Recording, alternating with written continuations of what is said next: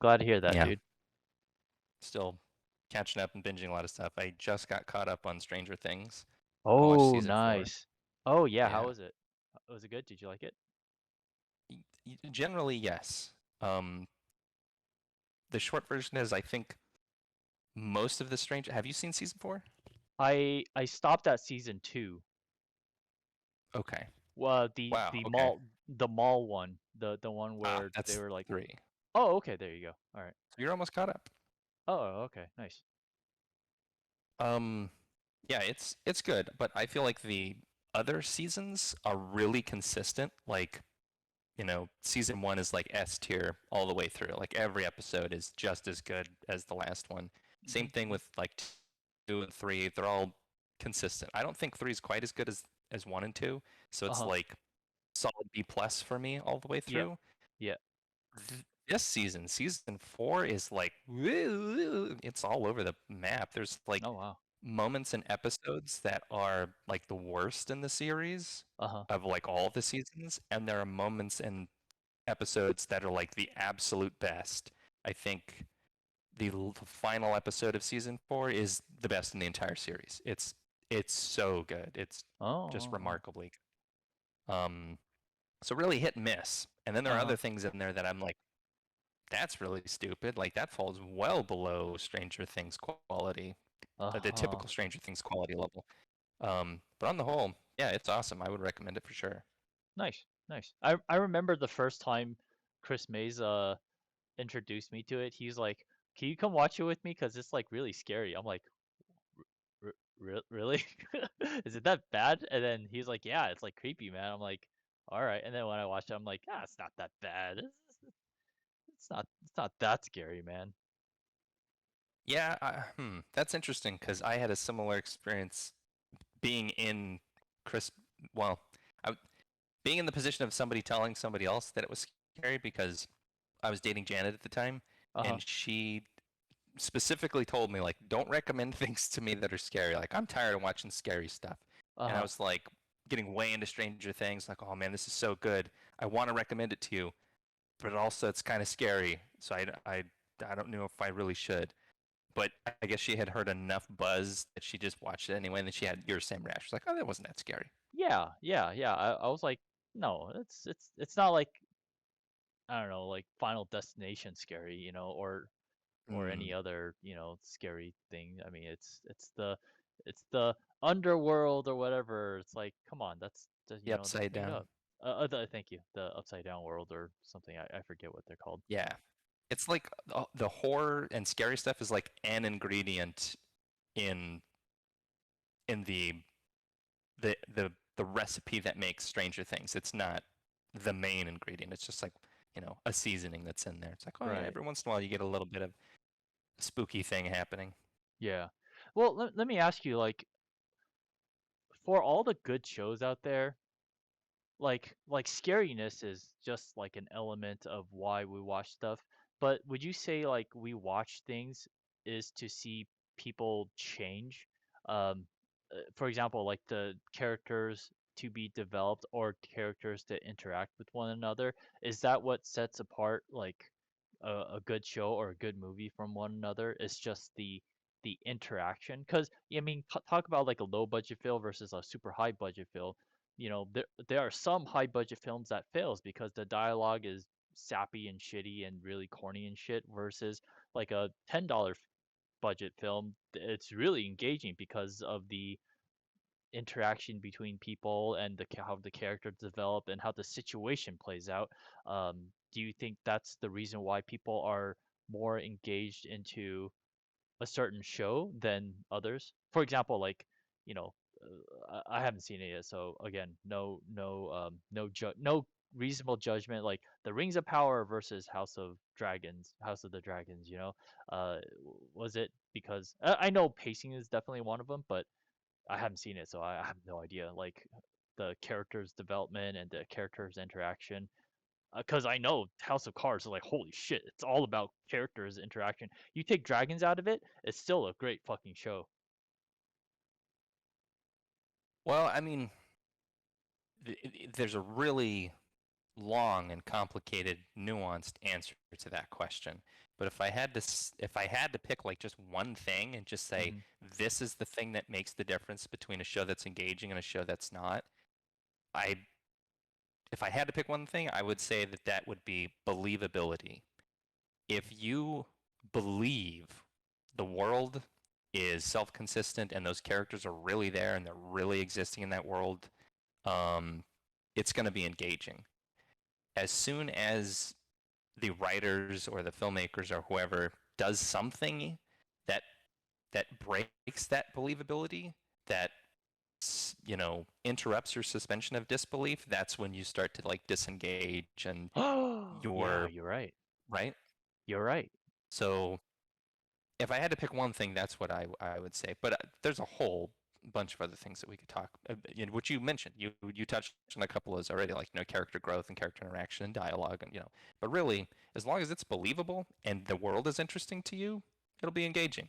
But as soon as they Oh. do something that disrupts your suspension of disbelief, then that's really hard to come back from.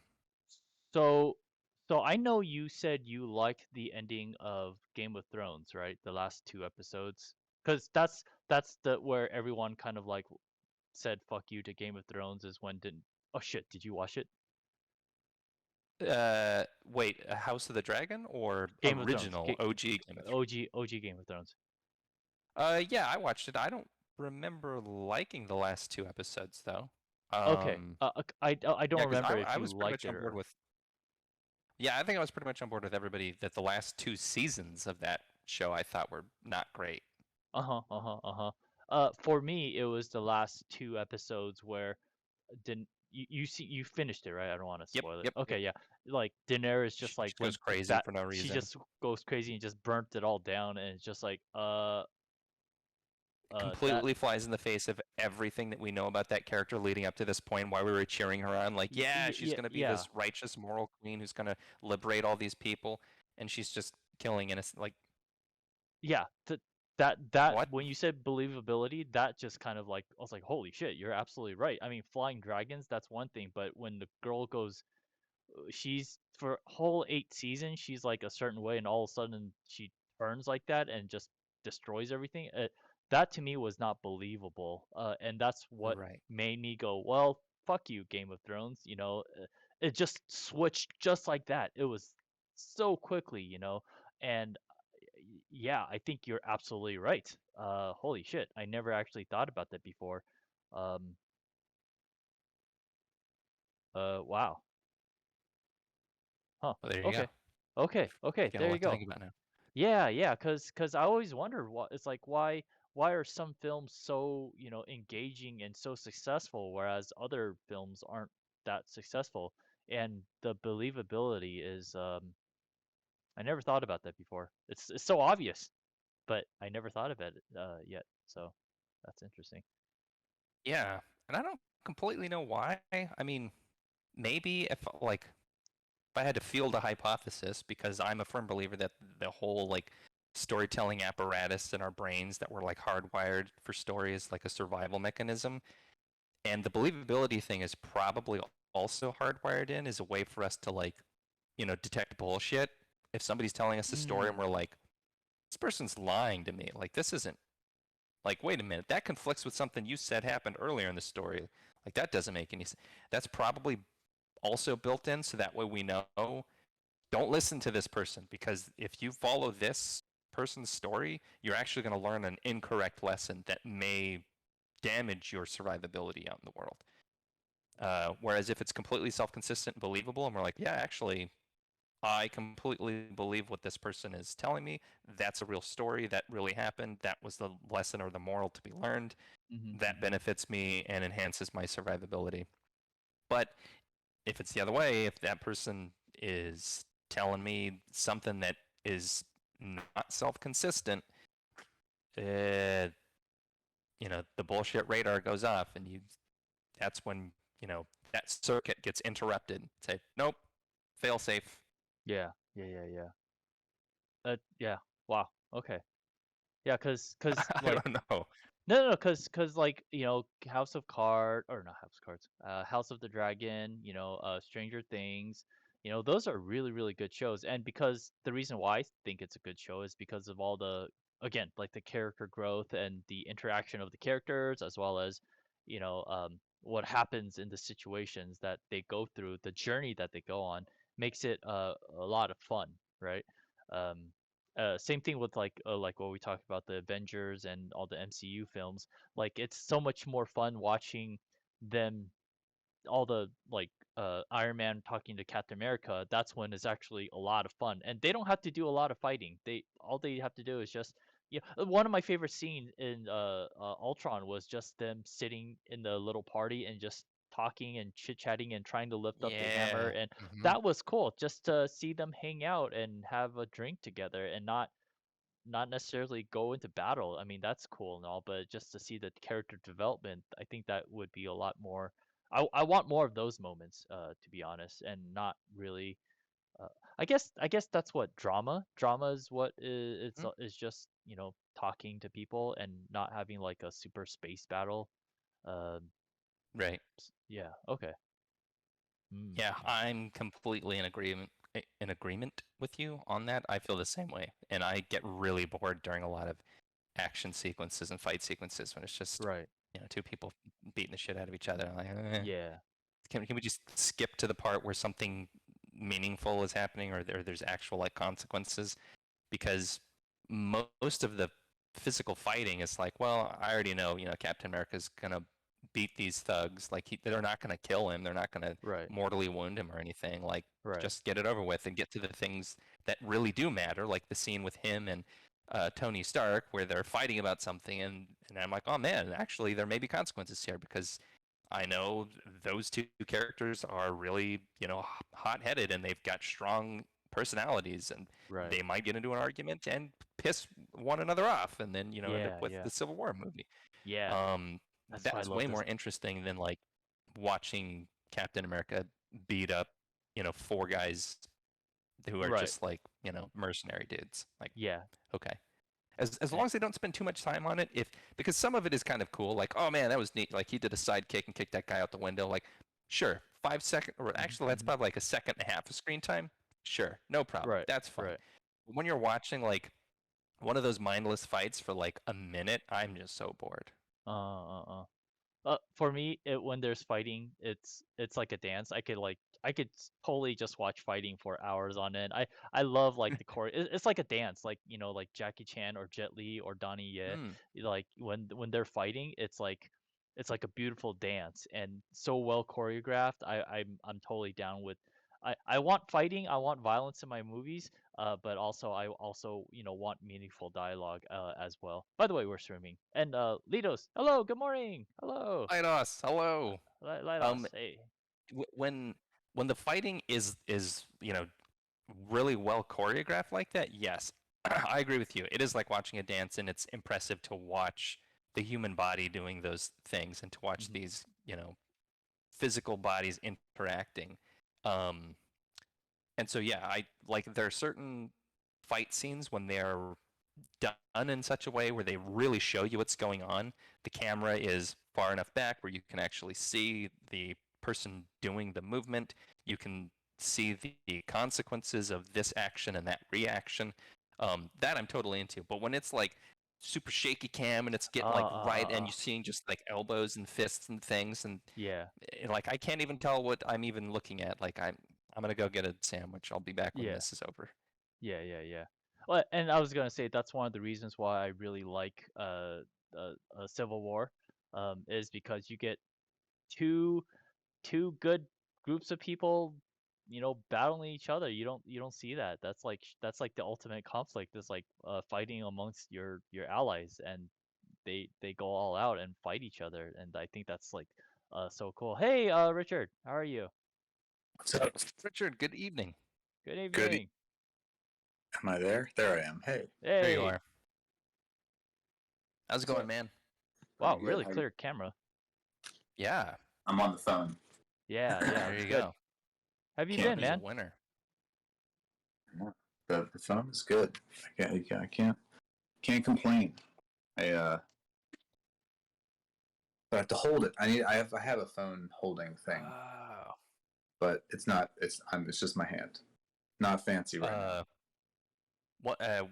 So the thing, well, my system's kind of jerry-rigged and a little complicated, but what you could do, one thing that's like pretty quick and easy is if you go on like Amazon or something, you look for a selfie stick. They have selfie sticks that also have like a tripod component. So you can then, put your phone in the selfie stick and then get the little feet out and then just set it down on your table or whatever, and then it'll kind of like hold it. I got a ring light. Um, Oh, got a ring light and on it has like a. Oh, there you go. Perfect. Yeah, it's perfect. It's just like not something that it's kind of a. It's not really room on my desk for it, but I could like keep it on hand and make it work. There you go. But yeah, it's good. When I was doing the phone interview thing, I used that, and I'll use it again for something. But yeah. So how are you guys doing? We're doing well. I'm doing okay. I'm just still working on. I'm utilizing this AI tool called Midjourney. It essentially generates images for me so that I don't have to draw it by hand. Uh, Oh yeah, I'm yeah, I'm having a blast with it. Although I'm got to be honest with you, I'm getting a little bit what's the word, frustrated with it as well, because for example, I'm telling it to like draw or render a king sitting on a throne with a cup in his hand, and I just can't get the damn guy to sit on a fucking throne. It's just so hard. He's like standing on top of a mountain, and I'm just like, oh my god, come on, sit the frack down. And so what I Yeah. had to do is king sitting on a throne, sit down, king sitting down, sit down, sit down, and then finally it Sit, generated. sit, sit. Exactly, it finally generated like 3 out of 4 images sitting and not standing on a fucking mountaintop or some shit. I was just like, oh my That's god. fun. It's awesome, but at the same time, it's like rolling the dice every single time, and it does take a few seconds, at least a minute or two, to generate the images, and so a lot of my time is just like doing this, which I am actually getting a little bit smarter. I'm playing Overwatch while it's doing its thing. there So you go. every time I'm playing, I just generate, and then when I die, I take a look. It's like, oh, no, do it again, and then I go back, and then every time I die, oh no, go back, and then I'm like, oh wait, that one's good. Let's go ahead and make that one upres, and then start another round. And so that's why I'm like trying to be efficient with my time and not just staring at the screen all day. So yeah, that's what I've been up to this past week. I feel like that was like the what people were doing with Bitcoin in 2020. That it was like with crypto in 2020, they just like were playing video games and then like checking their stats like in the Coinbase or whatever, and then be like trade and play for a while and be like, damn it, like sell, buy, play some more. And Uh-huh, I think that uh-huh. was but similar thing. So that's great. I've seen a couple of those AI programs. It's totally nuts what you can, Yeah. what robots can now. Like there's always that idea like you can't get robots to be creative. Like you can't like good luck getting a robot to replace art. And it's like, well, I mean, real art they can't replace, but there's definitely a lot of artful tasks that we've delegated to the cloud. Well, I don't know, man. Like I spent years honing my craft, like I don't know, like close to maybe 10 years to honing my craft, and something that I tell the AI to generate, it generates in like 1 minute, and I have to, if I were to draw something that it generated, it would probably take me like 2 to 3 days to draw. So it made me question my sanity and question my worth as an artist. Like, holy shit, like I spent so much money in student debt, and it's like, before Michael could be like, "Hey, Chris, can I hire you to draw like a book cover for me?" Now I'm just like, Michael has the option of just going onto Midjourney and type, and then boom, image is generated, and it's like, oh, what is my purpose? But again, I think overall, I mean, it sucks for the creative designers, creative concept designers, because the job is taken away. But overall, I think it's a really, really good thing that it's it's great for people who don't know how to draw to visualize their thoughts, and it's for the greater good. I mean, I could bitch and moan as a creative designer, but the greater good is that people have the opportunity now to generate art, and that they don't need to spend years of practicing, honing their craft, or get into fucking debt in order to get, you know, training, right? So I think it's a good tool. And I'm being a little bit silly too. Obviously, as a concept designer, I still have to draw, right? And AI currently, I'm saying currently because I have no idea what's going to happen next week, right? Currently, it's not, again, sit the frack down on the damn throne. It's hard to get it to do what I want, and so right now I still have to hone it a little bit. It'll do 90% of the work for me, and then 10% of the work I could just make it work to my style and liking, and just fix all the little, I know how to make someone standing make it look like they're sitting. If you give me like a Yeah. piece of drawing, I could Photoshop it, right? I mean, that's my job. And I'm just trying to be as lazy as possible. Just boom, done. All right, next, and then just keep rolling the tarot cards out. Not to go on and on and on. I apologize, but I was actually listening to a podcast this afternoon, and my current plan is to generate art and for my tarot decks, right? Just create tarot decks using AI. Apparently that's like a huge thing right now, where people are up in arms about it, like the tarot card community, the art community. People have been saying that they want their tarot cards to be humanly drawn. uh, like they want an artist to actually draw the tarot cards, and I'm just like, uh well, first of all, shit, that's goes against my plan. But second of all, it's like, why would people care? I mean, I guess it's a philosophical thing, right? It's just like, oh, Well, I feel like maybe. maybe the tarot card community is like a more conservative group, like member Sure, of the sure, sure, kind of sure. harkening back like Yeah, yeah, old school. yeah. And for me, I'm more of a pragmatic. I'm trying to use a $5 word. Pragmatic might be the right word. It may not be the right word. It's just, if it looks good, I don't care if a computer drew it or if I drew it. If it looks good, whoever can draw it the best, let it be the winner. And for me, I think it's a combination of both. And so it's like, but then again, I'm not of the art community. I'm not of the tarot card community. So I'm just trying Yeah, to, you know, to what is it? To facilitate, or not facilitate, to give them what they want, but at the same time do it in a timely fashion. Because the tarot card I designed by hand took me 6 freaking months, man. And so I can't do that. I gotta find a way to do it quickly. And so yeah. that's what I've been doing. Sorry. Please, you guys talk. You guys talk. I think you're you go. I think you got the thing working. And so I don't know. I know. Are you guys doing the stream tonight? Oh yeah. I was just gonna say I didn't want to keep you, but that that plan sounds right. And if you're obviously curating it with your stuff, it's like you're hiring like Oompa Loompas to do your um, grunt work Right. that you're that you're then packaging up and making into a cohesive product. So it's right, that this little part of it wasn't done by hand, but it's still being curated and presented by you know a professional artist. That it would not be you know Mr. Beast couldn't put together that same curated product. It would just be a totally different thing. It's still got your touch on it. Right. And Michael actually made the great point to me that essentially this AI program is kind of my studio now. It's like as if I hired a bunch of artists to draw for me.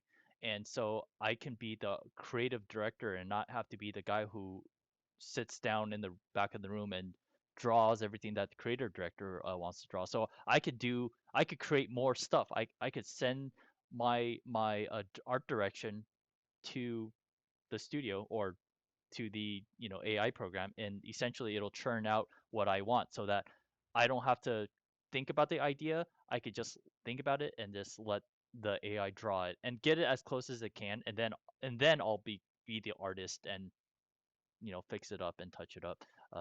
Yeah, so that when Michael said that I was like, oh my God, that actually makes so much sense. It's essentially I'm kind of freeing myself not to just be the pencil pusher, just the one that Yeah. draws.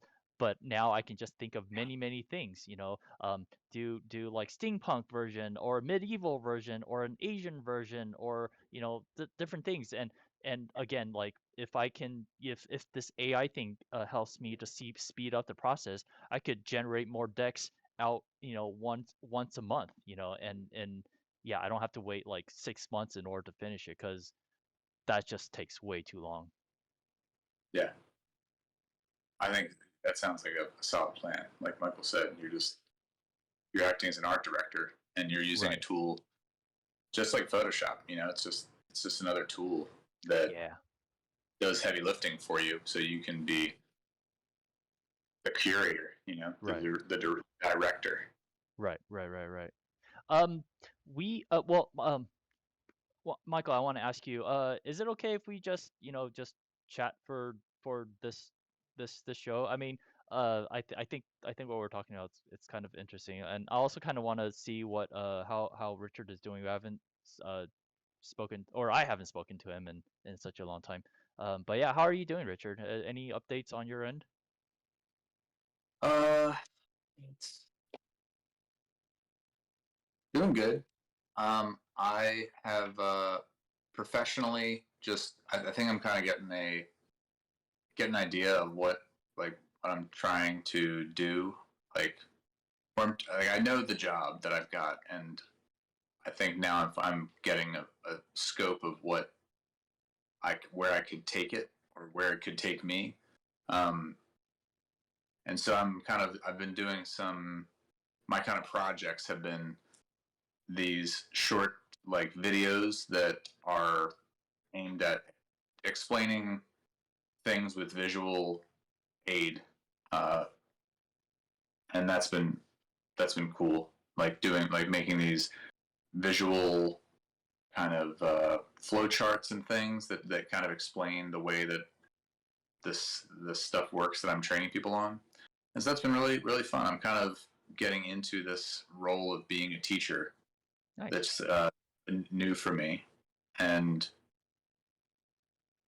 seeing how I can make the biggest contribution. And then other than that, trying to hold myself to also do like a little bit of writing and some things outside of that, and making kind of wrapping up all the stuff that became a mess while I had a job and was looking for a new job and was doing like a lot of like kind of scrambling. So I'm kind of like picking up the pieces. I finally got kind of my office like I got a few things that now work better to keep my monitors where I want them. I got this smart TV that I can like cast to for drawings and stuff. Nice. So yeah, I think I'm kind of on the cusp of setting out on another project that probably will involve like stuff for work, where it's going to be some more of this kind of training program, and see what comes of that.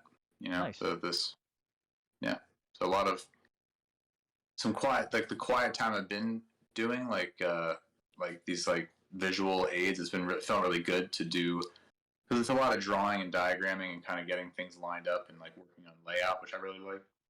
Um, and in the meantime, I've been listening to this band called Cassiopeia, which is this Japanese jazz fusion band that Ooh. has really stolen my heart because it's shown me the roots of all the video game music that I've been like so like stuck on for Mm. years and years. Mm-hmm. And I'm finally starting to like actually understand how real music informed the world of video game music. Um, and so that's been something I've been getting into as well. That's Nice. pretty much the summer. Nice. For those, hey, Captain Blue Blue, how are you doing, man? And Litos, I just want to let you guys be introduced to. You guys know him.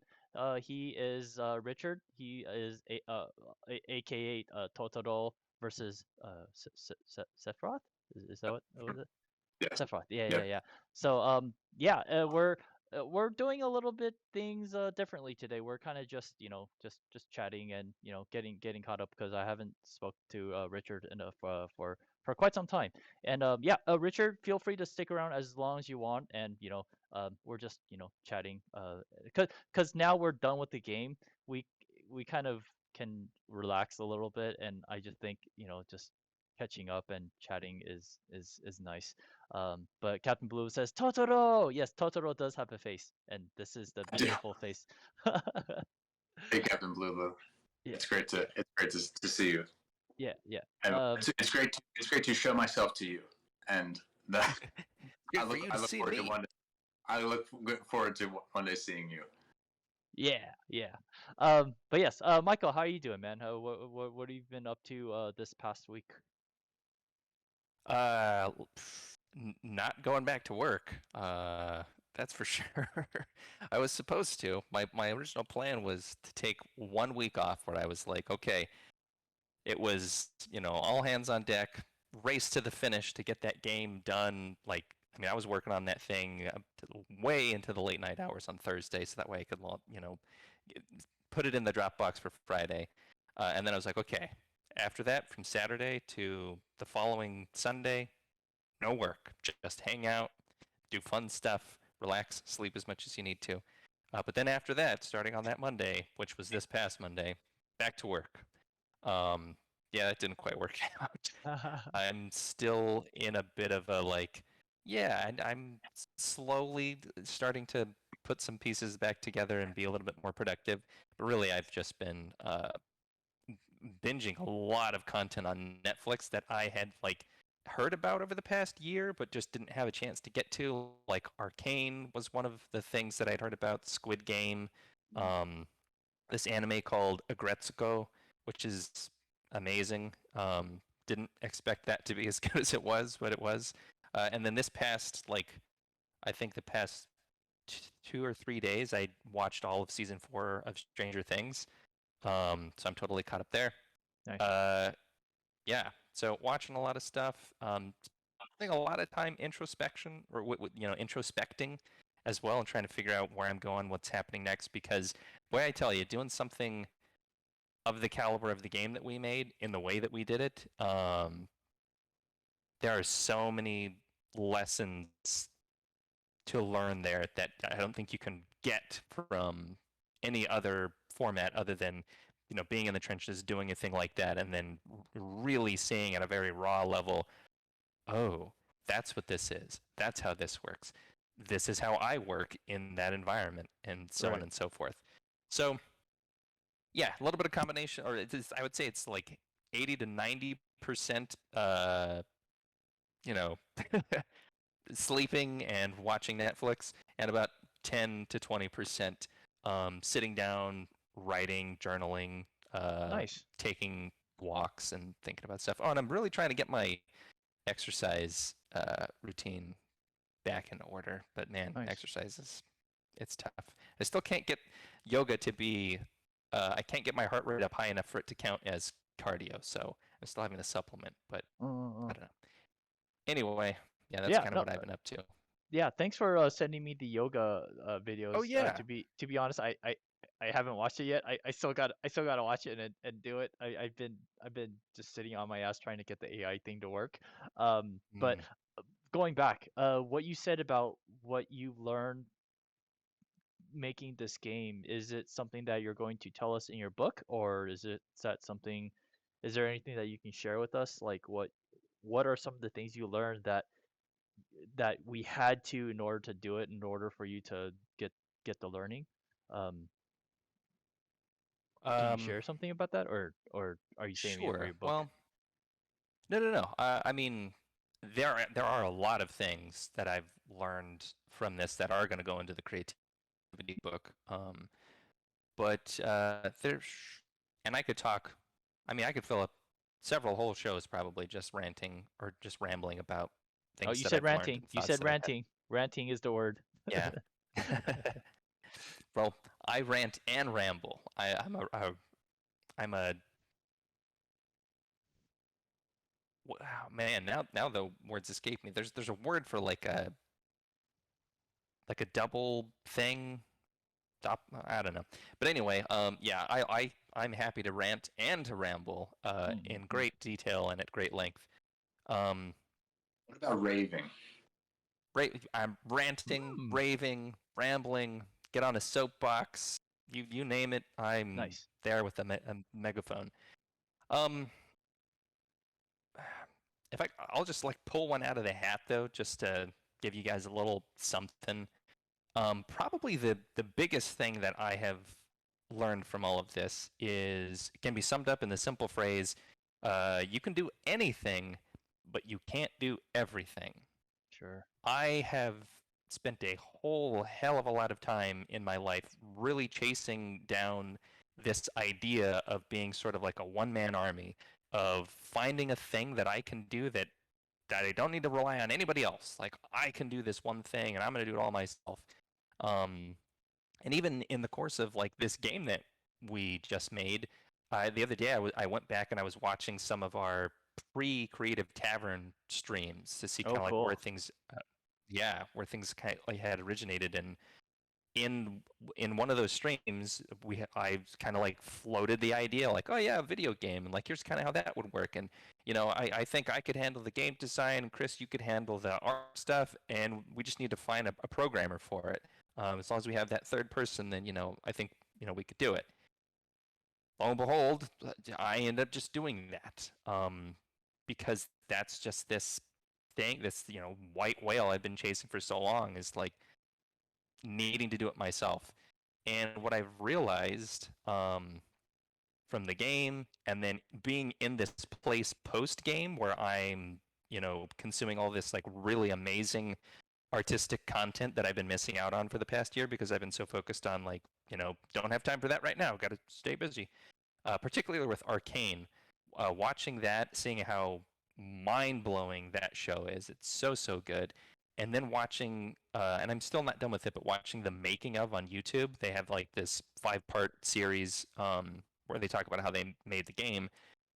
And it's just, all of it has just completely shattered my illusions about being about what I can do as an individual, like what is realistic to expect of myself creatively as one person, or even in a partnership, like with me and you, Chris. Like I'm really proud of the game that we made, but even so, it still made me face the actual boundary, the limit. Like we went right up to the fence of the like, here is the actual property line that you can get to. This is as far as you can go by yourself or with, a partner. Um, the only way to really do these like big, amazing things is you have to have a big team of people. You have to have a lot of really talented people who have spent years honing their craft, who have specialized and can do this one particular thing on that creative team. It's so easy for us to look at something like Avatar and go, Mm. oh, that's a James Cameron movie. James Cameron did that. That one guy, that one Right. person Right. was this creative genius, and that movie popped out of him. Probably in one sitting. He just woke up, one morning was like, Avatar. And, by that afternoon, we had the movie. Right. That's not at all how that works. And so much of the end product of a creative thing that we make is the result of just so many people that the end user will never know. Like, we'll never know the names of those people or the hours that they put into it or how they got to the point where they were to be able to make the contribution that they made. And so, yeah, I guess that's kind of been like the real big revelation for me is just this realization that we as individuals, as much as we can do, I mean, and you can do an awful lot as an individual, there still are limitations that it's helpful to be mindful of, because if you go in expecting, like I did, that you're Superman, like you can do anything, you are going to be disappointed, and that's tough. Like coming face to face with your own limits, and realizing your own, finitude. I don't even know if that's a word. Well, let me interject and say that Captain Blue Blue says, "Let me tell you guys what you guys did. I, I, what a team of game. I was in a team of game develop. I shouldn't add words to a sentence. Let me tell you guys what you guys did. What a team of game developers, uh, game dev students do in 4 months in university for a game project course. But they are also 10 people from all disciplines. Oh, I see what you're saying. Be proud of what you accomplished in this half year, and that comes from a guy who studied game dev in university. But yeah, no, thank you so much for that, Captain Blue Blue. Yeah, thank you for He also saying that, Captain he Blue al- Blue. he also says, "Man, I need to exercise too." Yeah, exercise is really important because it's not just about Yeah, I know. getting work done. It's also about taking care of your body. Um, I mean, we work for a reason, and is to make money so that we can feed our bodies, and it's like a vicious cycle, right? It's just like we need to take care of our bodies as well, so that it doesn't decay. Don't abuse our bodies. Make sure you guys get all the rest that you need. Get hydrated. Get all the blood pumping exercise. Um, yeah. So yeah, thank you so much, Captain Blue, for that encouraging words, man. Yeah, thank you. Yeah. Um, yeah, and speaking of exercise, we got Richard here. Richard is my spirit animal when it comes to Ah, exercise, because he's nice. always so encouraging. He's always so good about exercising. So yeah, Not always, but I but I am well, hooked. there you go. And always an inspiration for me, at least. So thank you for being a good influence, Richard. Absolutely. Um, yeah, thanks for sharing all that, Michael. We got to talk for a bit last week, and I reflected a lot on that talk where we were talking a lot about the return to um, everything that's left when you go in deep into a project like that, and then you have to come back to everything else, and you're like, oh boy, this is a mess. what what Yeah. have- what have I it all just there's so many little things in life that fade in pale in priority to such a big project like that, and it's a challenge to kind of come off of that, but I think, like Captain Blue Boo, I think it's the time to issue yourself that congratulations Mm. for having gotten through what you did, and that a lot of it's probably not going to make sense, for a little while. It's I feel like there's still projects I've done that I'm just like, I still don't know what that all meant, but I don't think it's really about necessarily, I don't know, having this nicely packaged story about why we did something, but things that push us to those limits are definitely among the most meaningful experiences we have in life, and they don't need to have like a happy ending or like a wrapped up like quality to them in some Yeah. ways. Yeah. Captain Blue asks, so you three are all from the same creative field, amusement parks and stuff. Uh, Michael, do you want to take that? And Richard, you guys want to take that question? Actually, since Richard's our special guest tonight, why don't you There you take go. that one, Richard? Yeah, go ahead. Sure. Yeah, we all worked together on the Super Nintendo World project in Japan together, and we had all completely different jobs. But I surely had Chris and Michael knew each other from before that project. I met both of them there in Japan, and I was in the themed entertainment world before that. I'm more of a like project manager. That's what I used to do. but very much come from a creative kind of origin.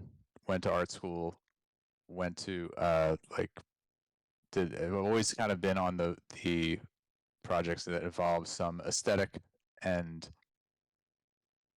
strangely fabricated sculptures and construction projects.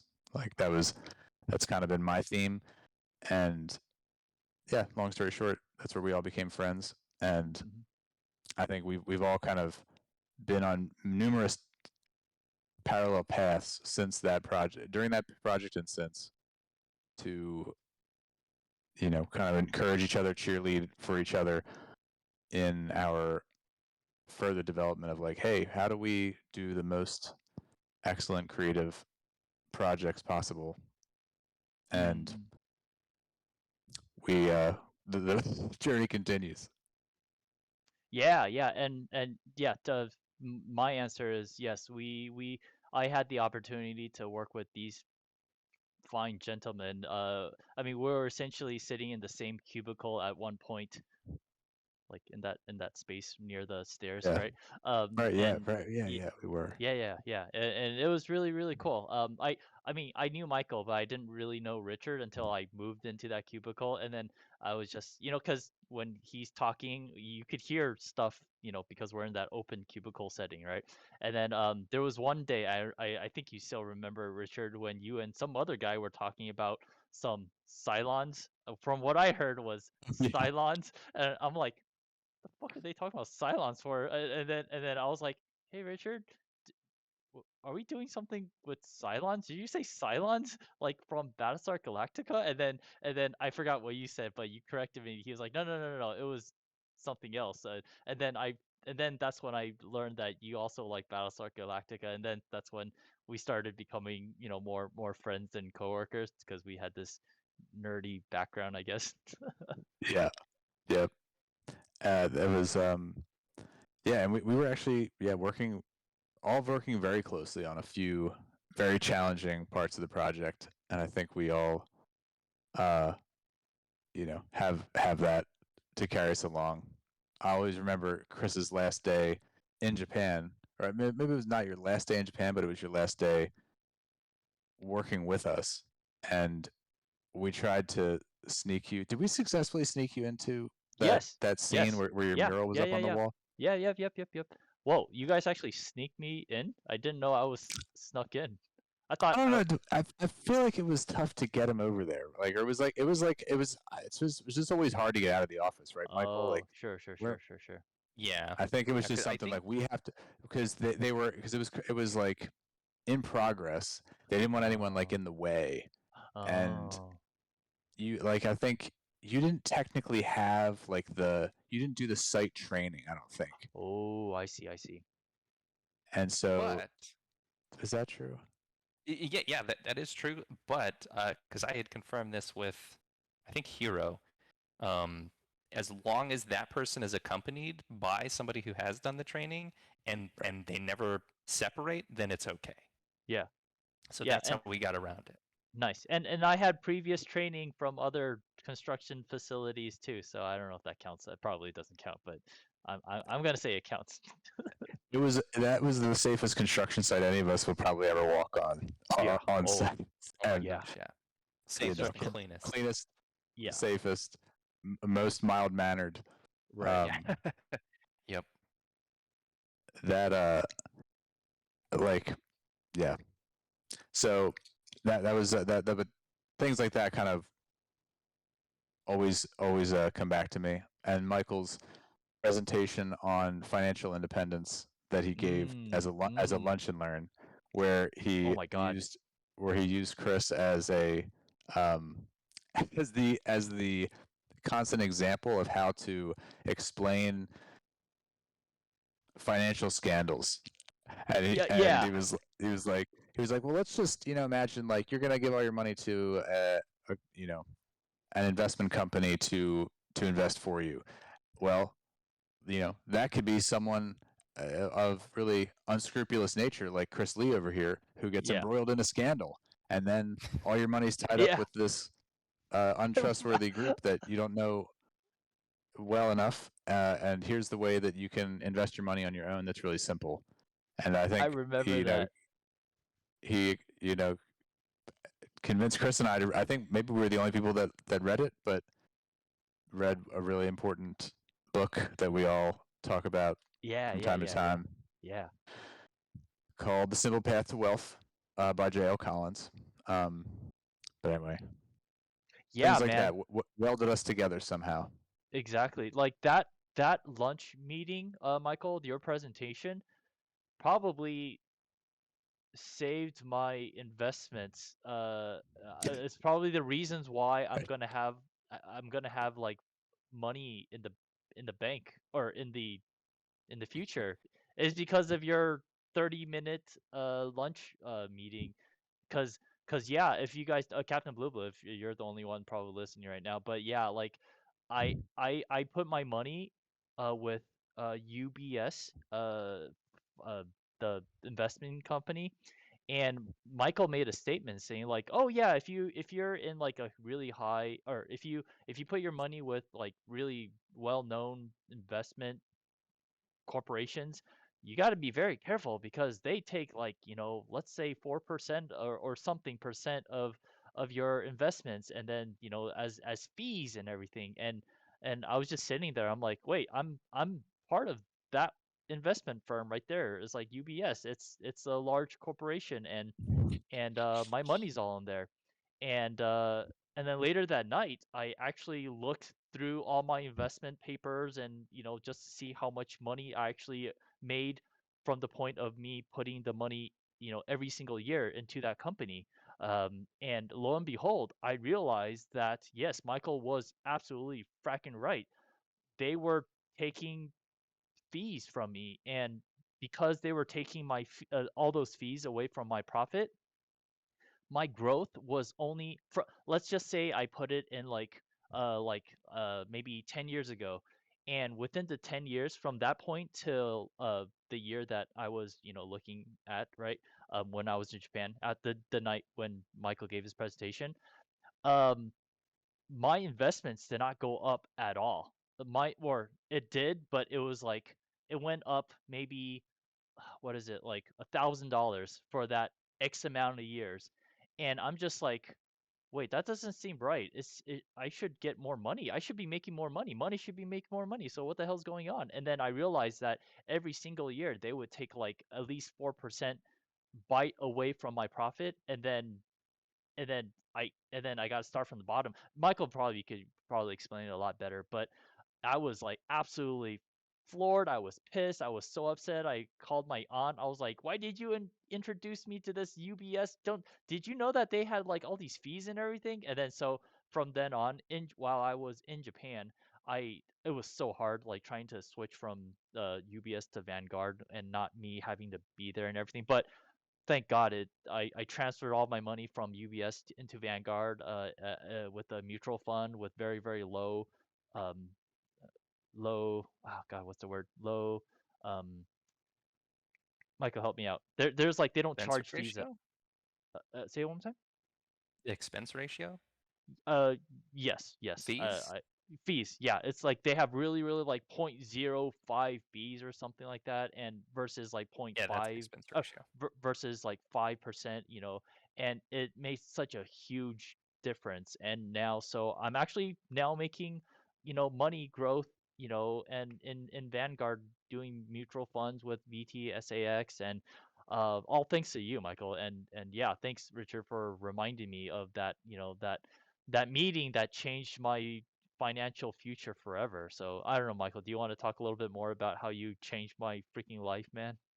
God, I'm so pissed. Um, yeah, you're still pretty worked up about it. I'm so worked up. All that time, the compound interest lost because they took all my fees. Well, if you got in and you stayed in, you chose a good time to get in, and yeah, good.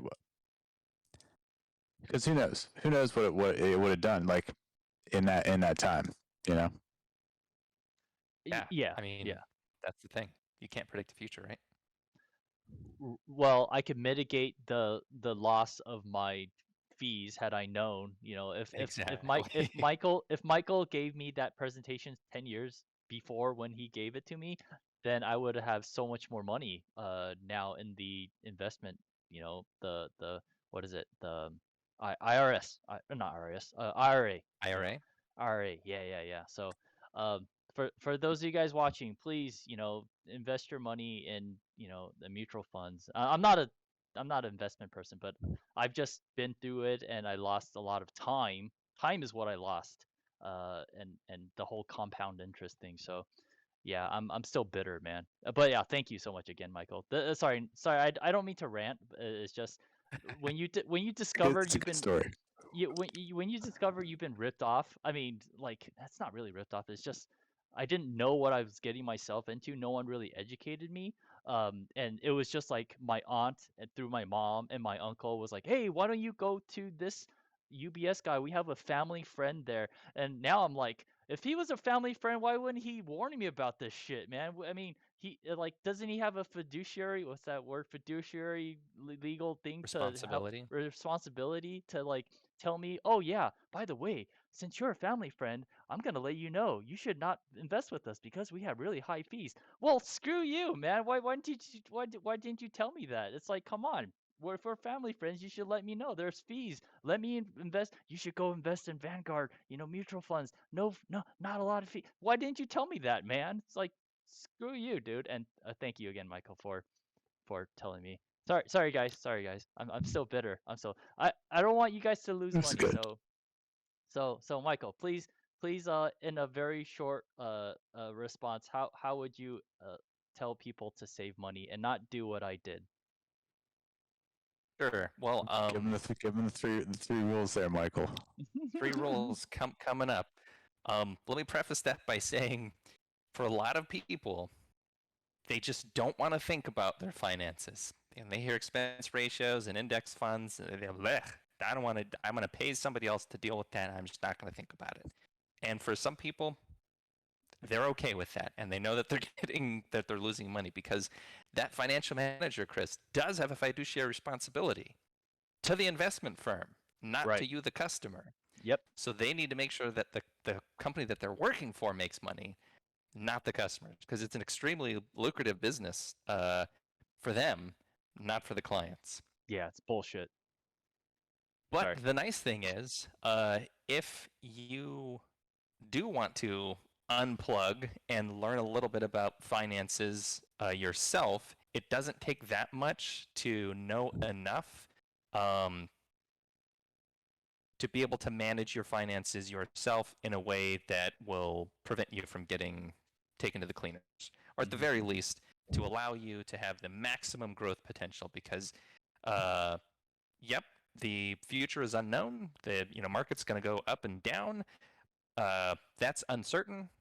But what is certain are the fees. You will always pay those fees. Those are guaranteed every single year. So if you can minimize your fees, that's ideal. But the number one book that I always recommend when talking about financial stuff is the book that Richard mentioned earlier, The Simple Path to Wealth by J.L. Collins.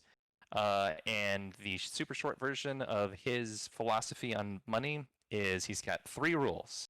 Rule number 1, avoid debt. You want to avoid debt at all costs. Any type of debt that you have, you want to try to get rid of it. You often hear about good debt versus bad debt, and there actually is some truth to that. But until you're in a place where you are very financially sound, or you really understand the debt that you're getting into, you should probably just avoid it, especially like credit card debt. Yeah. That's the worst because that is the most expensive. So that's rule number 1, avoid debt. Rule number 2, spend less than you earn. So in other words, live below your means. If you make $100, don't spend $100. Spend, if at all possible, as little of that as possible. There's often, like in the United States, well, there's a huge group of people in the United States, and I can't speak for the rest of the world because I know international economies and markets and even saving situations are wildly different. And there are also different behaviors based on like the social structures that are in place. There aren't as many social safety nets in place in the United States as there are in places like Japan, for example, where the healthcare system there is, the public healthcare system is actually quite good. In the US, that's not really the case. So there's complications there. But generally speaking, in the United States, there are a whole bunch of people who don't save anything or who save less. Who have like a negative savings rate, meaning they spend more money than they actually bring in. So they're going into debt.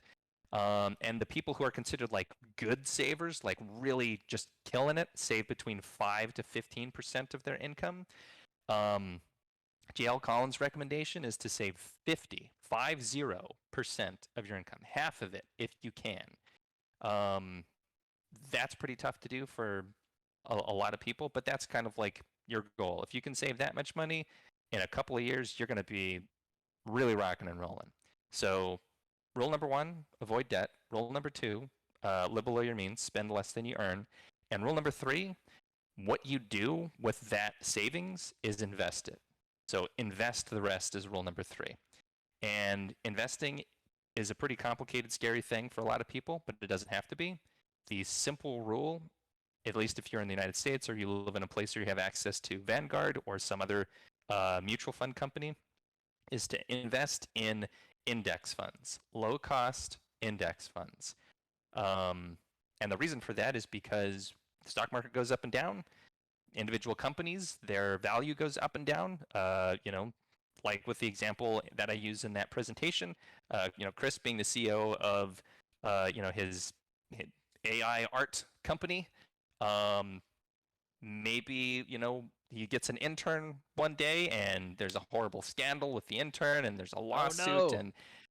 And suddenly people lose confidence in Chris's company. So the stock price drops. And if you're an investor in that company, hey, if you want to cash out now, like you might lose a lot of money. So you got to wait until, Chris comes into rehab and it's like, all right, I'm ready to change the world. And he takes over the company again and takes it to new heights. And he's this incredible leader and everybody loves it. And then the stock price goes back up. And so if you stayed in and you didn't cash out, well, now you might actually have even more money that you can get when you cash out from that company.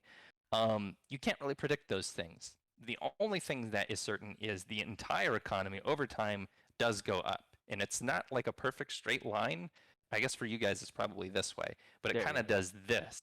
It goes up and down in these little hills and valleys, but the overall trend is up. So what Jack Bogle, the founder of Vanguard, figured out was if you just bought every single company in the stock market, because there's like several thousand companies that are all listed on the stock market, if you bought just a commensurate amount of each one, so like relative to how big that company is, Apple's like one of the biggest companies, so let's buy a lot more shares of that. Joe Schmo's rubber duck manufacturing company that nobody's ever heard of is much smaller percentage, so we'll buy just a little bit of that. We're going to buy everything. And if you do that, over time, you're just riding that wave up the top. Even if one of those companies, Chris's company is going through all kinds of crazy stuff, that's just a little blip in your index fund portfolio. Sorry. Yeah. Yeah, thanks, Chris. So really, that's it. And the reason why index funds are preferred is because they're not managed. That's what kills investing, is twofold. One, it's impossible for anybody to predict the future. So those little ups and downs, when you've got an individual investment manager who's like, that Chris Lee company, that's going to be a real winner this year, and they invest in it, and then the scandal happens. Whoops, oh no! Nobody saw that coming, but that was a problem. Yep, sorry. But sometimes, they get it right. Maybe a couple years later, that same guy is like, okay, Chris is coming out of rehab. He's going to turn this thing around. Now's the time to invest. And he's right. You get a nice run. All of the studies that they've ever done to track the long-term success of these investment firms, these investment, management firms, is the further out you go, the less successful they are. And after a certain number of years, and it's not that many, I think it's like 5 to 10 years or something, they actually perform worse than the market as a whole, than if you just invested in index funds. And the further out you go, the worse that scenario gets. So you pay them more because you are expecting that they're going to be able to give you outsized returns. Like, if you're just investing in an index fund, whatever the market's doing, that's what you're going to get. It's not going to, you're never going to have a year where you're like, oh my God, like things went crazy. It's mostly just going to be like, oh, I'm just, kind of cruising along. But what you're paying an investment manager to do is to beat that, to beat the market. And the only way that they can do that is if they can figure out which companies are going to be the winners and which ones are going to be the losers. Avoid the losers, buy the winners. But when they get it wrong, you lose money. And when they get it wrong or they get it right, you pay the fees. So you're always going to lose money in that regard. Right. With index funds, there is no manager. There is no researching which companies are going to do well, which ones are not going to do well, which ones are on their way out, because you just buy everything. And because of that, the costs for companies like Vanguard and other mutual fund companies can be incredible, like unbelievably low, and they just get lower every year, at least based on my experience. And we're talking like 1/100th of what you would pay a financial management company. And those fees are what really drag the portfolio down. The fees and then not being able to predict the future. So I know I went pretty long on that, but quick crash course on how all the index fund stuff works, because I know that's often a thing that's like, the first two, avoid debt. Okay, I know what debt is, and I understand theoretically how to avoid it. Live below my means, spend less than I earn. Yep, totally get that. Invest in index funds. What does that mean? What the hell is an index fund? So there's a quick little crash course on what that is. But if you just do those three things, follow those three rules, and you do it consistently over years, one day you're going to wake up rich, and you can retire. You have enough money that if you lose your job or you need to take time off or whatever the case is. To make a video game for a year? For 6 months, exactly. You could do that. Yeah. So there you go. And there is a fourth rule. Avoid financially irresponsible people and definitely don't marry one. There you go. Wow. That's in the book. That's in the book. That's from J.L. Collins as well. I forgot there was another one. Do you remember that one? I don't remember that one. Yeah, but that makes a lot of sense. Yeah. Sorry. You were calling out Captain Blue Blue's comment there. Chris, yeah. Captain Blue says, he said, man, one day I will get a proper job and pensions and save like rich people. Yeah, and also Gentleman Heavy's in the house. Hello, Gentleman Heavy. Hello. And Captain Blue says, Chris, stop being scandalous. You're costing yourself so much money every example. Yeah. Fifth rule is don't invest like Chris. Yeah, don't be like me, like a freaking schmuck. Oh, I remember what I said to you. I remember thinking to myself, like, man, they're using my money to make them money because, like you said, like it doesn't matter if I do well or if I lose. I'm always losing because if I do well, they're gonna take a cut, and then I'm just gonna get like the scrap of it. And I remember watching John Oliver. He did a really good episode on investment banking, and yeah, he does talk about like fees. I'll make sure to find it and send it to you guys because like after listening to your little or not little but your very short presentation, as well as watching his John Oliver's show about the fees that is taken away from big corporations, it just blew my mind. And after that, I was just like, wow, you know what? I really wish that they taught us this stuff in high school.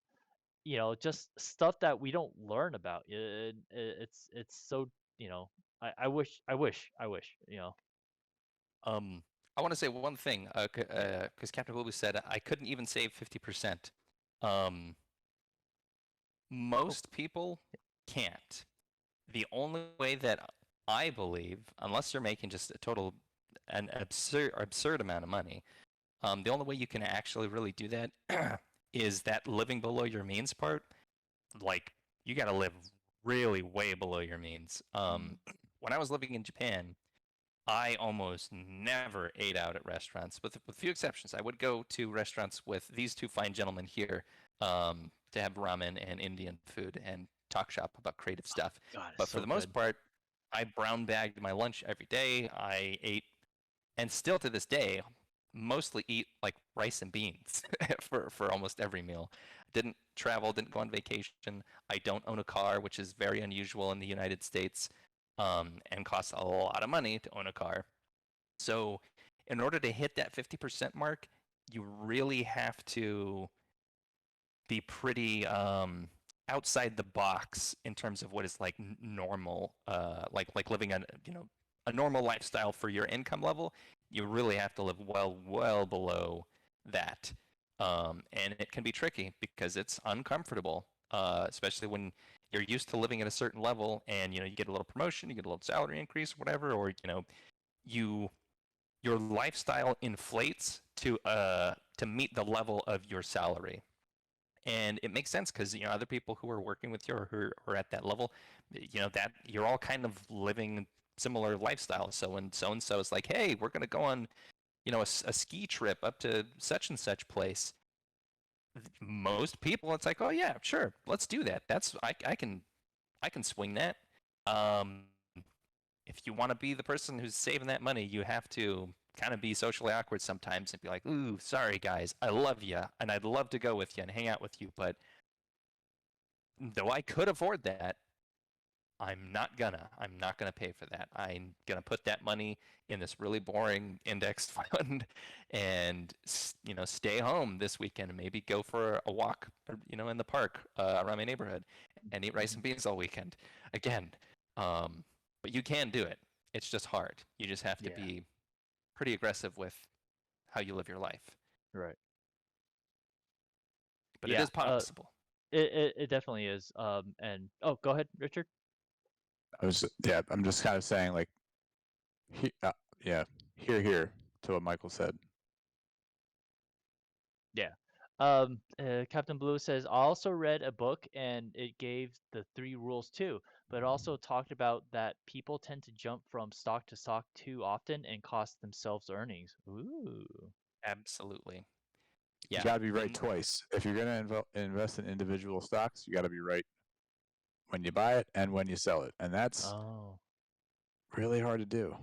You got to be pretty darn educated to really know what's happening, or have the use of algorithms and like really impressive research metrics to inform your decisions.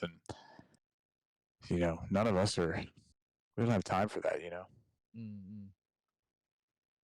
Yeah, we're just like, creating, I'm busy like trying to create content, and it's hard. There's a lot of stuff. Life happens.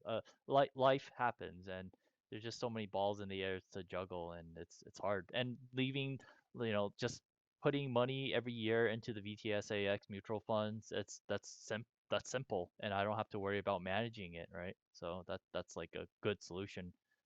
Because yeah, I fall into the category of a little bit of like, oh god, I really don't want to think about money, and plus I'm kind of lazy and I'm not a math person. I'm an art person, right? And so Yeah. that solution is perfect. Just put the money in every single year, and then boom, yeah. And don't look at it. Yeah. Yes. Just set it and forget it. Oh, hey, we have a first time chatter, home plate of 55. Thank you guys. Thank you guys. You have helped me during a rough day. I have just been sitting and listening to you guys talk and just want to say hello. Well, hello. That is so awesome. Yeah, Thank you thanks for being here. yeah, thank you for being Thanks for here. coming. Yeah, and I don't know. Well, we didn't even introduce ourselves. I mean, this was such a spur of the moment thing. We didn't do our introductions, but I just want to say hello. My name is Chris. I'm a concept artist. I've been in the industry for about 10 years and worked with various companies. And I'm very, very happy to be with you guys here today. And I'm going to toss it over to Michael. Hello, my name is Michael Welker. I'm not completely sure what I am these days. I think I might be turning into a creative technologist, but In the past, I've been a software developer, very recently on the video game, a writer, and a creative producer in the theme park industry. And now I'll hand it over to Richard. Oh boy, I don't have a script. I'll say that I am. My name is Richard Anzac. I used to work with these fine gentlemen at an organization called Universal Creative, and my background is, I would say, similar to Michael, where I feel like now could regard myself as a specialty construction technologist. That I work in getting complex construction projects to work through the use of software tools and kind of creative problem solving. Like when I worked with these guys, I was a project manager, and that comes with a lot of different things you do every day, a lot of spreadsheets, but also getting to decide how to print a giant blacklight mural, which is never boring. And this is my first time on this stream, but I've been kind of behind the scenes in the chat for many moments throughout this last project's duration. I was very excited to see it and play it. This video game that recently came out by Michael and Chris. My son is 5 years old, and almost every night he gives me this like sly look, and he's like, "What about the game, Papa? Can we play the game tonight?" And it's always like 10 minutes before his bedtime. And I'm like, "I see what you're trying to do here. You're going for yes, of course I'd love to play the game, but you have to go to bed." So that's the world you're changing, guys. Nice. You're getting young people addicted to your excellent game. Good. But just a little bit about the Creative Tavern. For those of you guys who aren't familiar, Michael and I and Richard more or less created this channel for people who are creative and who wants to share their story, and who are going through this design/creative journey. If it's a hard journey, and when we are designing something, sometimes we hit a brick wall and we need another set of eyes to take a look. And so more or less that's one of the reasons why we created this channel. Another is to just to get a little bit of exposure on what you guys do and what we're doing, and just share and swap stories, very much like a tavern, right? We come together and just shoot the shit and talk about life, whether it's like design or finances or games, anything. But we're really happy, Home Plate 55, that you're here. And wow, that's just by you saying that, makes it, you made my day. It's like, wow, we actually are, people are listening to us. That's kind of cool. But with that said, welcome, Captain Blue Heavy. They are one of two of our amazing viewers, followers on this channel. So yeah, very happy to have you guys here. But today again is very impromptu. We had some stuff lined up, but I just thought that we're not you know we're not doing a game, and we don't have to be so regimented and be like, all right, now we got to talk about the game. No, now it's a little bit free flowing. It could be fun. It could be, we could talk about whatever the hell we want, and I think that's a little bit more entertaining to me. I don't know. And thanks for being game, Richard. I know you didn't jump on expecting to be broadcasting with us for an hour, but we really appreciate you being here. Yeah, totally. I'm delighted to be here and say hello to some of the folks I've been cheerleading along with them in this journey that continues. I think that's the thing that we talked a bit about last week, Michael, and in your wrapping up of your kind of ship date. I've done that a couple times in the last year, where I've like shipped this thing that was nothing to the scale of what you've done, but immediately when it's over, you're just like, oh, like, can I get back to it now? Like, can I start doing it again and do this and this and this and this? And it's like, and I don't know the answer to that, but it's it's an exciting time, but a time of uncertainty, as far as like, okay, we did the big thing that seemed impossible, and where does that take us? Like, who am I now? That now, like, what do I know now?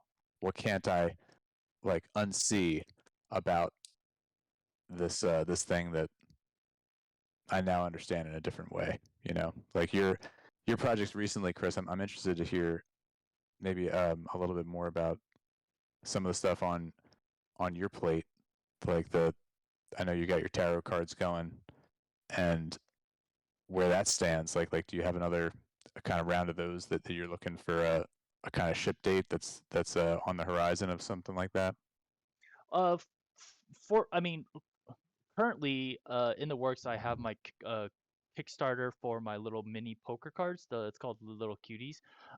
What I'm trying to do is essentially have one Kickstarter going on every month. It's I want that to happen, but I mean sometimes that's just not possible Be right because back. in order for me to um, you know start a Kickstarter, all the rewards have to be shipped out to the backers, and then I could start another one. And trying to make all the rewards, get the production done, have it shipped to me so that I could ship it to people. It takes a lot of time, and so because the reason why I'm doing the tarot cards right now is so that once the mini cutie little cutie poker cards are done, then I can ship them out really quick and then hurry up and present to the world, like, oh, these are my second set of tarot cards that I'm doing. And it takes a lot of work. And sorry, I don't remember what Yeah, was your original question, but yeah. what That I'm was yeah, so what I'm trying to do is essentially launch these new tarot cards after the mini tarot cards, or the mini poker cards is done. It's a little bit flipped. oh nice. I love that. Yeah. Yeah, I love the size. It's yeah, cute. it's super tiny, and it's just, a little tiny I created four different characters based Mhm. on, the spades, the diamond, heart, Oh cool. Yeah. every suit has their own, animal. And so that's what I'm trying to do. So after these are done, then I want to present the next tarot cards. But yeah, other than that, I don't really have anything else going on. I mean, I still got to talk to Michael about what's our next venture, what's our next project, but I don't, I want to give us some time to breathe before we dive back in and be like, all right, guys, we committed ourselves for the next 2 years to do this amazing project. We still got to, figure out some stuff. And one of the things I talked to Michael about is, hopefully the next project could hit two birds with one stone. One is that it could actually, um, you know, make some capital off of the thing that I'm currently doing, put it on Kickstarter, and two, it could be utilized for the grander scheme of things. Whatever it's designed to do, it could be utilized for our next project, so that, again, we're not wasting time and hitting all the birds with that one stone. That's what I always do. Yeah. Yeah. No, that's all sounds really solid. I really thanks for sharing that the Yeah. little cuties. That's a good Yeah. one. That's handy. Like having a little deck of cards like that. And obviously that's like a full deck, right? Like that's Yeah. Yeah. hmm you could hmm play any Any solitaire, game. bridge, Yeah. anything like Yeah. that. Poker, Yeah, Texas Hold'em. I love Texas Hold'em. those are fun. Yeah, Yeah. those are fun. Yeah.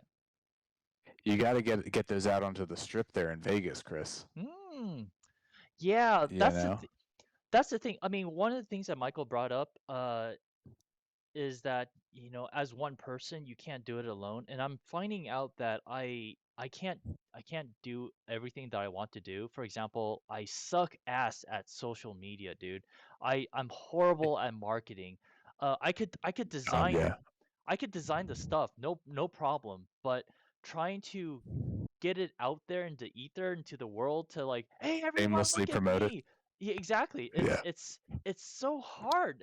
I mean, I feel like I'm competing with like genius 11-year-olds who are like so much more smarter than I am with like the algorithms and TikToks and Instagram and Twitter, and I'm just like trying to stay above, the water line, like, it's like being dragged, drowning and being dragged by the train. It's like there's just so many things going on, and and I feel that I need to invest some time into finding a marketing manager, a social media person, that will help me. Because trust me, I've done everything that I can do. Like I post on Twitter, Instagram, what else is there?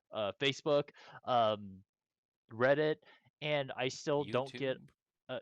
YouTube, right? And I don't get a lot of results. And I know that I'm not the only one. I know there are other people's that that is kind of struggling with me as well. And so yeah, I'm noticing that I can't. I mean, I can if I spend all my time into it, but I just don't have the time. I gotta deal with life. I gotta design. So yeah, I gotta find someone who is, really smart at this whole marketing thing. Finding a wholesaler, right? I recently purchased like, 250 more tarot decks, and it's like I need to get it off my plate, and I need to find a Yeah. wholesaler to buy it from me. So again, I don't know how to do any of this. I wish I learned in high school or college, but they never taught this stuff to me. So life is gonna be the teacher, and so far I feel like I'm flunking the this class of life. And but yeah, I know what I don't know now. Now I know I need to find someone to do it for me, because at my age now, I don't have the time or the energy to try to figure out this algorithm bullshit, and doing this marketing. Just someone take it from me. Someone take it, because someone out there is going to be a master at doing this versus me trying to figure it out. Because I got my end. I got all the art and design. I got it down. I just got to find someone else who can partner, just like how Michael is my partner in creating this Unity, doing all the Unity stuff. I gotta find someone who's doing the marketing stuff for me, because I'm waving the white flag, you guys. I can't do the marketing thing. I could try to learn, watch YouTube videos and everything, but I'm done, man. I'm so tired. I think the solution is to just find someone to help me with this. So if you guys in the chat know of anyone who's good, or Michael or Richard, that you guys know anyone, please let me know, because God, I yeah. Uh, I'm just really lazy when it comes to social media. I just posting stuff. I'm just like, oh God, I don't want to do it. I think it's probably also contrary to your probably your in this case your most strong mode of operation. Not to consider it as like your weakness, but in this case, it seems like kind of like a big picture coaching figure would be ideal, where maybe there are parts of it that are important, like this, for you to be the face, and then there's other parts that aren't as important for you to have any involvement. Like if it wasn't Chris Lee here on the Creative Tavern, it would lack all substance. But certainly Chris Lee's production of of your little your short promo kind of intros for your Kickstarters and things like that, that has to kind of have your touch on it. And if maybe like the first step isn't finding someone to pay to handle these like big scopes of work related to your business, but maybe just someone to like that you could trust, and that's still the same problem, finding someone Mhm. trustworthy Mhm. that you can Mhm. Mhm. feel comfortable at paying a little bit and accepting direction from. But Yeah. then it wouldn't be like they're necessarily an agent. They're in your life to provide you some like set amount of sessions where we're going to meet 6 times over the next 3 months, and you're going to give me direction on like you're going to get to know my business and give me some guidance on where my energy should land and what's best for me to be the face and what's best for someone else to handle posting X, Y, and Z, content that I create with some certain like regularity. Um, Something like that maybe is the is helpful. I've benefited a lot in the last year from a couple kind of coach figures Nice. and realized like, boy, I wish I had done that, like 10, 5, and 2 years ago. Like like the key points in my life where I'm like, man, I just would have asked for someone to give me feedback. Like just, hey, I'm gonna pay you $1,000. Like if I look back, I'm like, yeah, I probably had $1,000 I could have just given someone and gotten probably, I don't know, 4 to 6 hours in like professional consultation, just to hold yourself accountable to some sort of dialogue like that. There's some value there, but once again, it's hard to find that trustworthy character. Yeah. But then again, it's only $1,000. I mean, I know $1,000 is not nothing to me, but it seems like that's the range for getting some kind of candid feedback about one's professional offerings. Interesting. And if you can find that person that you kind of get that warm fuzzy feeling about, could be worth it. Just like a coach that you might pay to teach you how to do yoga poses. There's similar posing that needs to happen with our professional offering, and how to kind of position that and still be ourselves.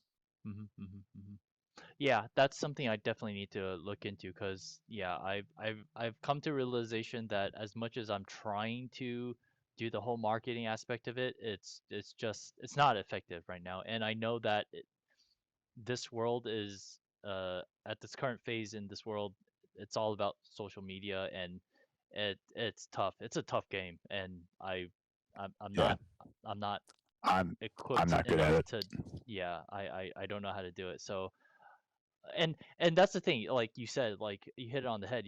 I need to find someone who I trust because whenever I do a Kickstarter, I get bombarded with all these like, hey, we'll advertise your Kickstarter for you, and just you don't have to pay us now, but blah blah blah. It's like I don't know you. It's like I don't know if it's legit or not, and but yeah, anyways, so that's just something that I'm dealing with, that I'm realizing that I could design out the wazoo, but if no one actually sees my work, it doesn't mean shit.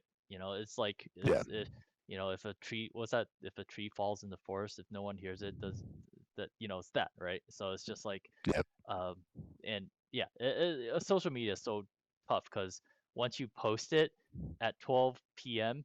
by 1 p.m. it's just all the way posted down and no one's ever going to find it because every freaking second is like so many posts. It's trillions and trillions of people are like making posts each second, and it's just so hard to get stand out.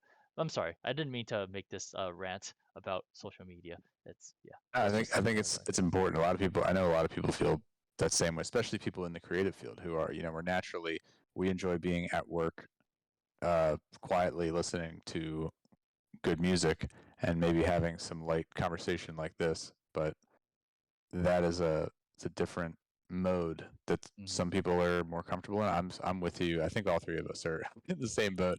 Like it's tough to stand up and do that format of like the typing, the post. This format of Twitch is really you guys fit in it very well, and it's a great medium. I like how it's unedited. It's stream of consciousness.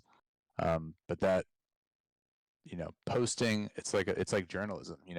Creating a packaged message with images and text that then just stands there for all to criticize, like to regard and consider their agreement or disagreement with. It's a very tricky thing that not all of us are comfortable doing. Yeah.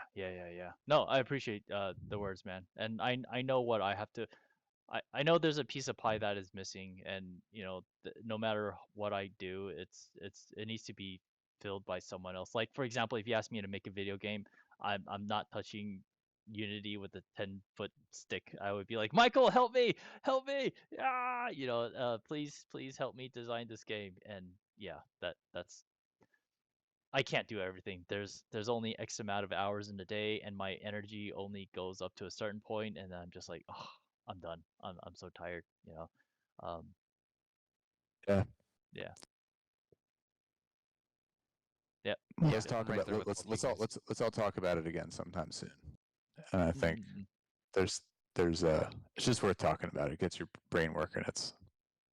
I'm with you. Yeah. Yeah, Michael, do you want to add anything, or do you want Richard? Do you want to talk about anything else? I'm good. It was Good. a pleasure. Yeah, it was awesome. We have maybe 45 minutes ish. Michael, do you want to try to get to the MCU tier? Get Sure. maybe one or Yeah, we two could do it. movies in Yeah, before. I think we can get 1 or 2 done. Yeah. Well, that was fun, man. That I'm glad Yeah. we got a chance to chat with Richard, and I'm again I kind of apologize for just throwing you in here and having you join us, but I'm glad It was great. yeah that this has been a lot of fun. Yeah, so we're going to do the MCU ranking. I don't know if you've been catching up. Actually, you probably didn't because I haven't uploaded the videos yet. I apologize. I kind of forgot. I yeah. So they will be uploaded. Actually they are. I just uploaded it last night, so they are all up. And yeah, so if you guys are in the chat have missed any of the previous episodes, they are now on the YouTube site. So yeah, we'll go ahead and get started with the MCU. However, in order to make space, we have to ask Richard um, to to to Yes, leave so that we can that's make perfect. space. Perfect Yeah, timing. I'm I'm so getting sorry. sleepy. Yeah. No. I heard a little bit about this, so I'll. It's an exciting thing that I will now watch from the comfort of my closed camera. And thank you everyone for listening to my rambling. And I really appreciate the chance to see you guys and talk with you for so long. It's been a while. Yeah.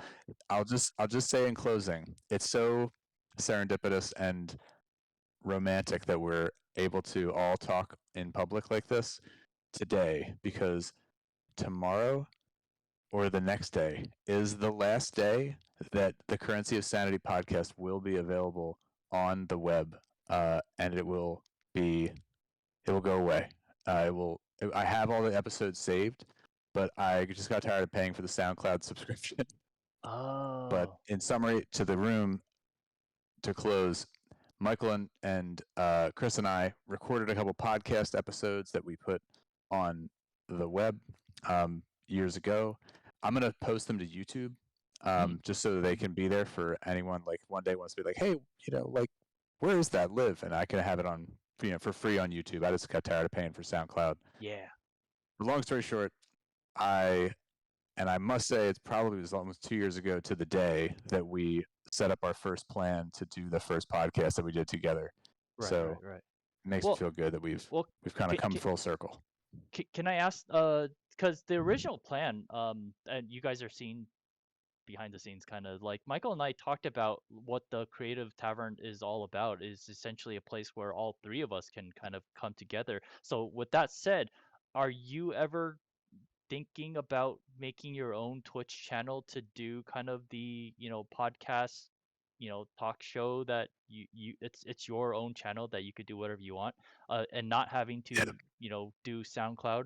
Because the way Michael and we do it, as well as my own channel, Lead Design Studio, is that I do my stream and then I take that VOD, video on demand, I think that's what it stands for, that recording of the stream, and then I just upload it onto YouTube, just like how you said. No subscription fees at all, so I think that's good. And Michael and I've met so many amazing people, such as Captain Blue, now Homeplate, as well as Gentleman Heavy. We meet so many amazing people on here that I wouldn't have been able to meet had I not been on Twitch.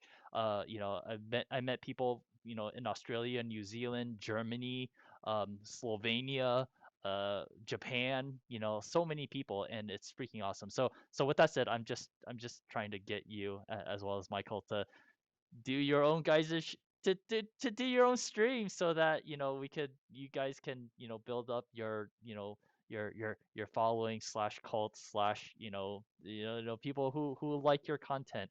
I think you guys would do very, very well. That's Love all. it. Yeah. Thank you, Chris, for reminding me.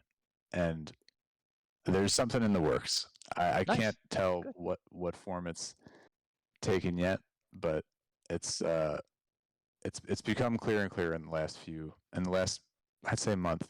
I talked to Michael a bit about it last week, but thank you for that encouragement. I do really like this format, especially because I don't have to edit it afterwards. That you could just post it, and Yeah. there's value that people get, and I really appreciate it. And thank you, Captain Blue Blue, for thanking me for coming.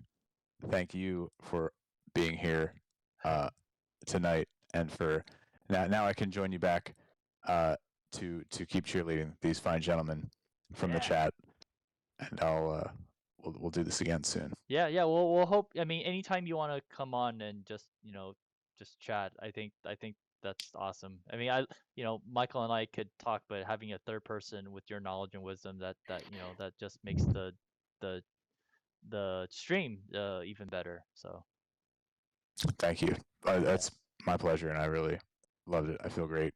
So thanks nice. again for having me, and you guys. I look forward to your. It's the Marvel comic universe, right? MCU. Marvel Cinematic Universe. Cinematic universe, Yeah, right? yeah. They're not comic books anymore. Yeah. All right, guys. I'll see you. Thank you, everyone, for enduring my rambling. I'll see you. Yeah. All right. See ya. See ya. Bye. Pleasure, Take care. Richard. Thank you. Bye. See ya.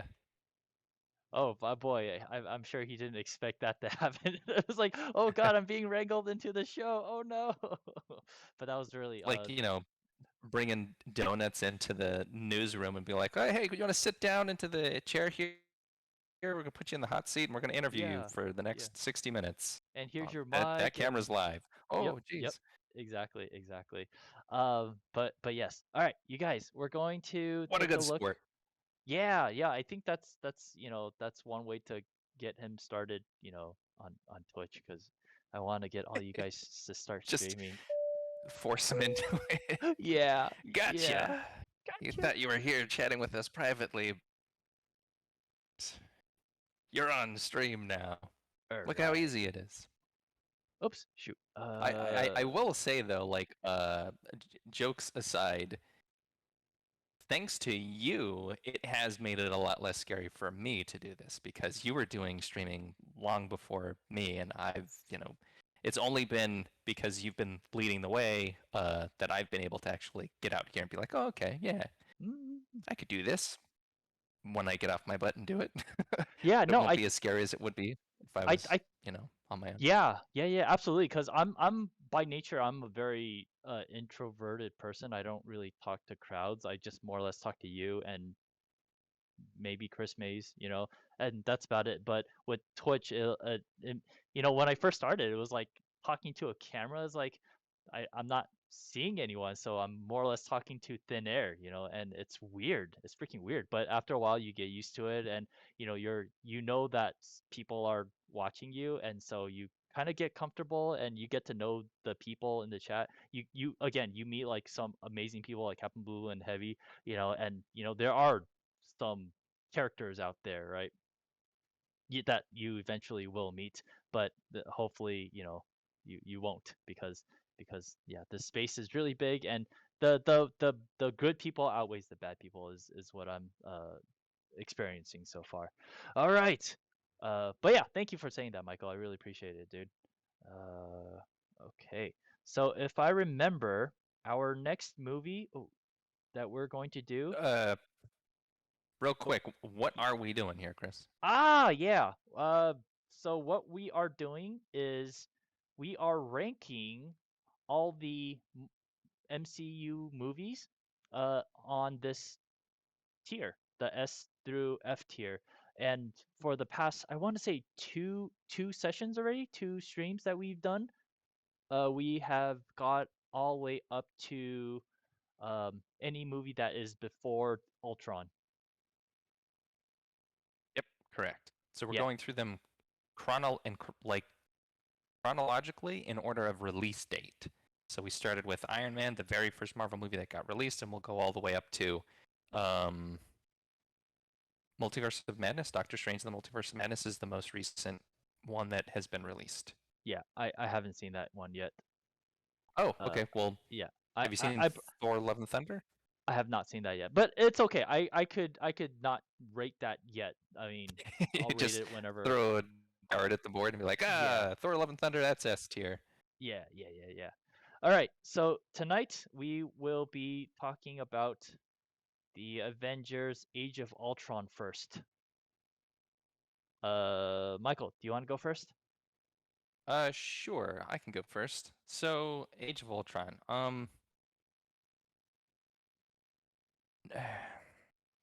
Uh-oh. I have mixed Uh, feelings about this one. Yeah, that's not good. Uh-oh. I have mixed feelings about this. There are certain scenes and ideas that I really like in this movie. You had kind of mentioned this on like before we actually started rolling, Chris, about Mhm. the sort of party scene where everybody's hanging out up in the skyscraper suite, having a good old time.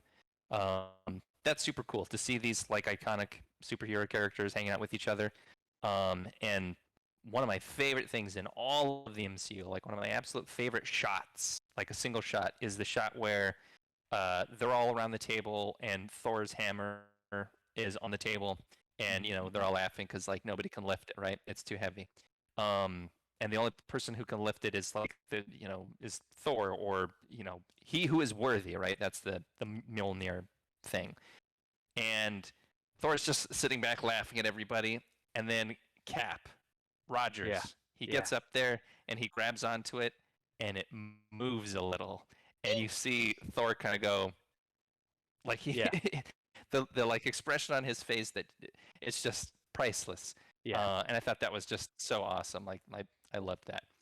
Um, and I thought Ultron as a villain was cool, but not utilized very well. I Mm. thought he was especially awesome, and there was like an early one of the early trailers. They played this super foreboding, dark version of the Pinocchio song, "No Strings Oh, on Me," right? yeah. Uh-huh. And Ultron is kind of like he, the like the crescendo finish for that trailer is, he's kind of looming into the camera in his deep electronic voice. He's like, "There are no strings on me," and I was like, "Whoa, this is gonna be a really cool villain." Yeah. And they just they just don't do anything. They do a couple of interesting things, but they don't do enough interesting things for me. And especially this idea of having this villain who can be in the internet, who can just be in the computer system. And all they really do in the end is like, I don't know. He's controlling like hundreds of robots, and they fight the hundreds of robots. That's just so boring to me. That's just not interesting. Yeah. Um, so to take this like really interesting concept and make it even more interesting by the fact that it came from Tony Stark, like it was a mistake that he made that created this monstrosity. But and there are like some consequences of that come in later films that I think are explored in really interesting ways. But in this particular one, like, they don't really do anything with that. They're just like, oh yeah, that's where he came from and whatever. And yeah, it just the sort of like brawl fest that it turns into by the end of the movie, I was just like, Oh, yeah, man, this sure. is kind of boring. Mhm. So yeah, I don't know. Like Ultron, it's pretty middling for me. I would say this is probably C tier for me.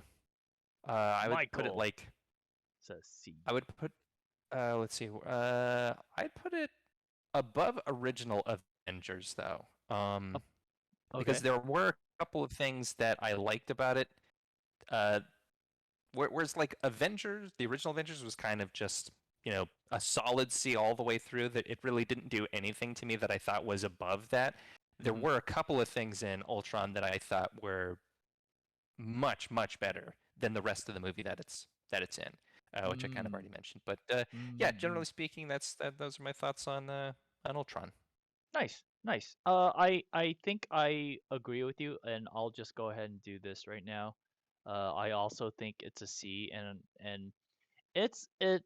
I think I think Ultron suffers the what I call the shitty villain syndrome. Uh, it's just it's not a good villain. It's just like Iron Man 2, Iron Man 3. What is it? Thor: The Dark World. That elf knight person. Mm. It's just one and done. The villains, we don't care about the villains, right? We just like, okay, he's here, and then we destroy him, and it's like a Sunday cartoon. Like the villain shows up, and then we just defeat him, and then he goes away. So I think Ultron was so boring. It could have been so much cooler. Like had he hacked into all the, like you said, he had the internet in the palm of his hands. He could have like created so much chaos, but instead he just created like a bunch more, minion robots, which is fine too. But in the end, it was not as. It was fine. It was fine. It was not great. Like I said, I love the whole interaction, especially the beginning part of this movie was that they were in like Russia, maybe I don't remember, like maybe Oh somewhere, yeah. like in They're the like assaulting that base in the snowy mountain, exactly. right? Yeah, yeah, and then they were like working together as a team to defeat all the bad guys, and it was so cool seeing them do that. And again, for me, I love action scenes. I love really well done choreographed fights and everything. So I thought that was cool. The introduction of the Scarlet Witch, or uh, aka Wanda at this point, was cool. Um, Yeah, the only memorable scene is when they were, just chillaxing at the party, and that was my favorite scene, where, Cap is like lifting Mjolnir up, and everyone's doing that. I told you, if if the majority of the movie, if it was just them sitting around the table just chatting, I would have been fine with that. It was just like, oh yeah, Jane is better. No, no, Gwyneth Paltrow's character is better. I forgot what her name is. Or Pepper Potts? Potts. Pepper Potts. Yeah, Pepper is better. Just them going at each other as civilians, and just having some drama. I think it would have been a lot more fun of a movie. So yeah, for me, it's a C. It's not all that great. It's not horrible either. Would I watch it again? Sure. Would I watch other movies before it? Yeah, definitely. Would I watch Iron Man 1 ahead of it? Yes, definitely. Um, yeah, it was an okay film. It was an okay film. Not too bad, not the worst, and not the best. So, yeah. Yeah, that's fair. That's a very fair assessment. Yeah. And I don't think we have Cookie with us uh today. If you're in the chat, if you've been lurking in the chat, Cookie, please let us know your your ranking for Yeah. Ultron here. But if Or not, I'm sorry, Michael, if I can say, if Captain yeah, Blue Blue please. or Heavy or anyone else would like to, let us know Sure. what they think about it, please let me know, man. Captain Blue Blue asked, does this include the TV series? Nope, this is just straight up movies, because it would have been insane to include all the TV series as well. Um, but yeah, Michael, what do the Rotten Tomato, what does the critics as well as the audience have to say about it? And please excuse me, I'm gonna cough really quick. Sure. Cough away. All right, so we'll start with the critics. Oh, The before you do that, critics. blah. Yep. Let me make my predictions. Let me make my Oh, that's right. predictions. Yes. And I feel free want to to make bet. predictions as well, chat. If Yeah. so basically what Chris and I are going to do right now is in addition to us ranking where we feel these movies live on the tier list, I've also gone through and checked the ratings on Rotten Tomatoes for all that Marvel movies for both the critics and the audience. And using those ratings and doing like some Michael math to figure out how the rankings work, I basically created a tier list of where the critics rank all the Marvel movies and where the audience ranks all the Marvel movies. So if you'd like to make a prediction and guess what the Rotten Tomatoes critics think and what the audience thinks and like where they would rank Age of Ultron on a tier list, type it into the chat. Yeah. Captain Blue says I'm predicting around 80% for critics. So does that mean B for critics? Oh, sorry. Let me zoom out. So this column is for critics, and this column is for audience.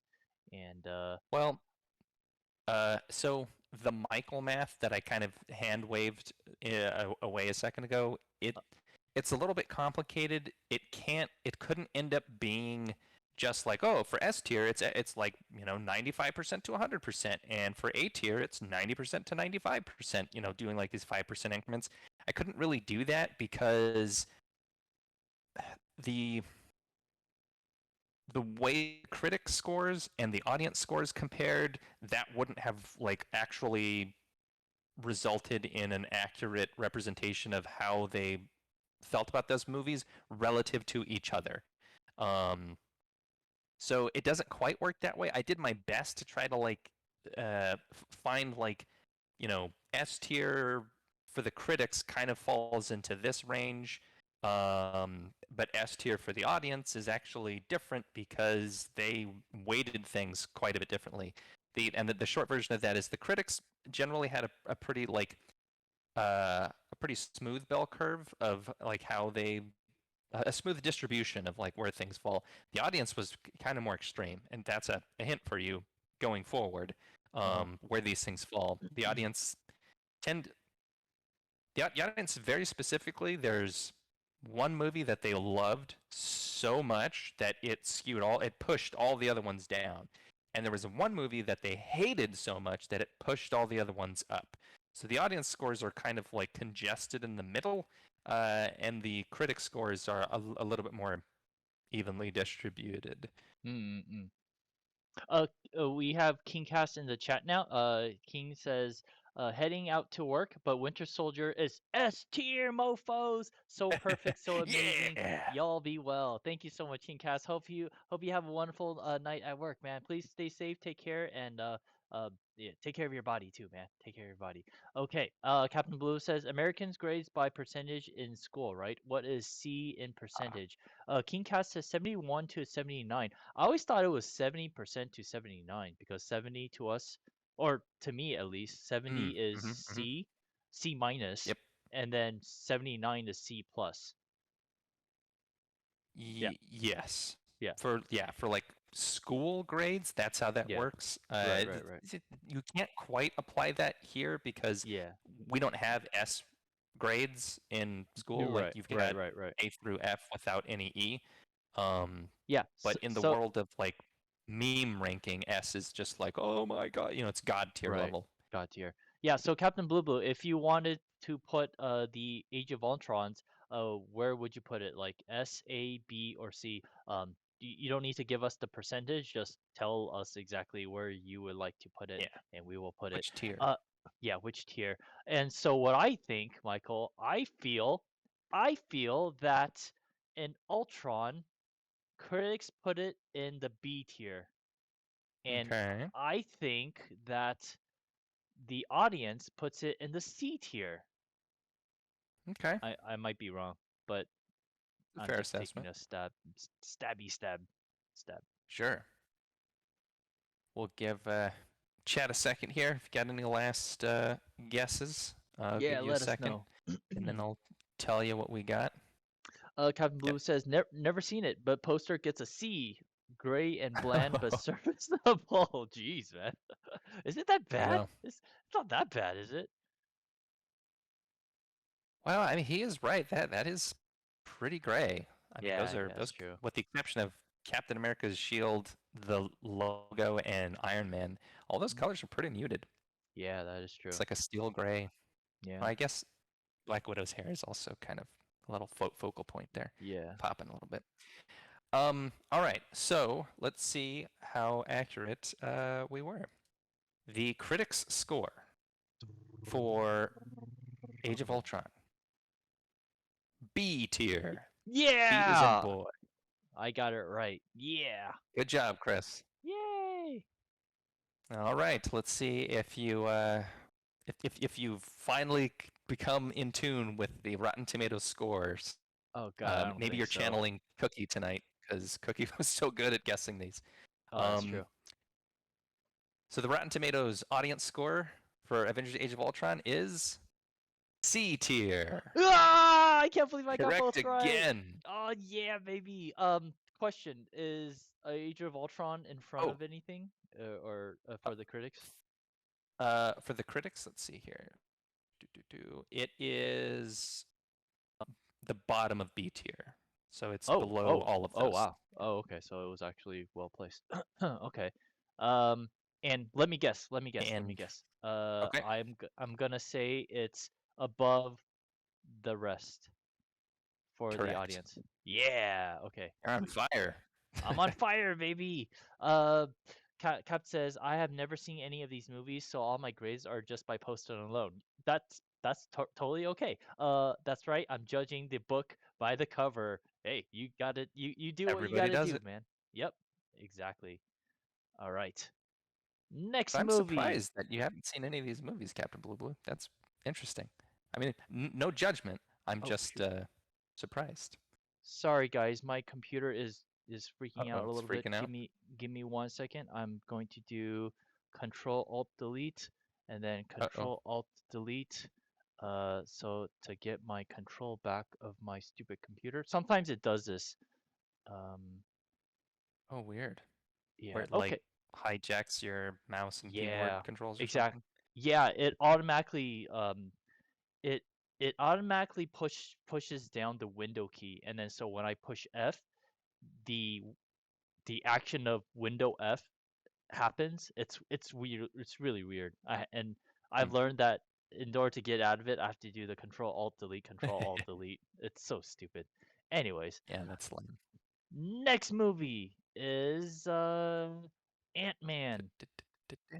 Oh, Ant-Man. Came out Yeah, in 2015. nice.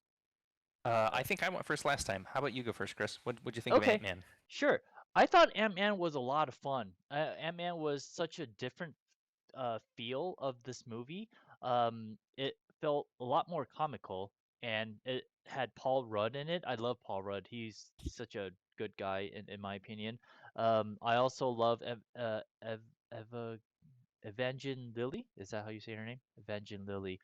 She's one of my I mean, she's not one of my favorite actresses, but I like her as an actress. She's kind of cool, right? Michael Douglas is in this.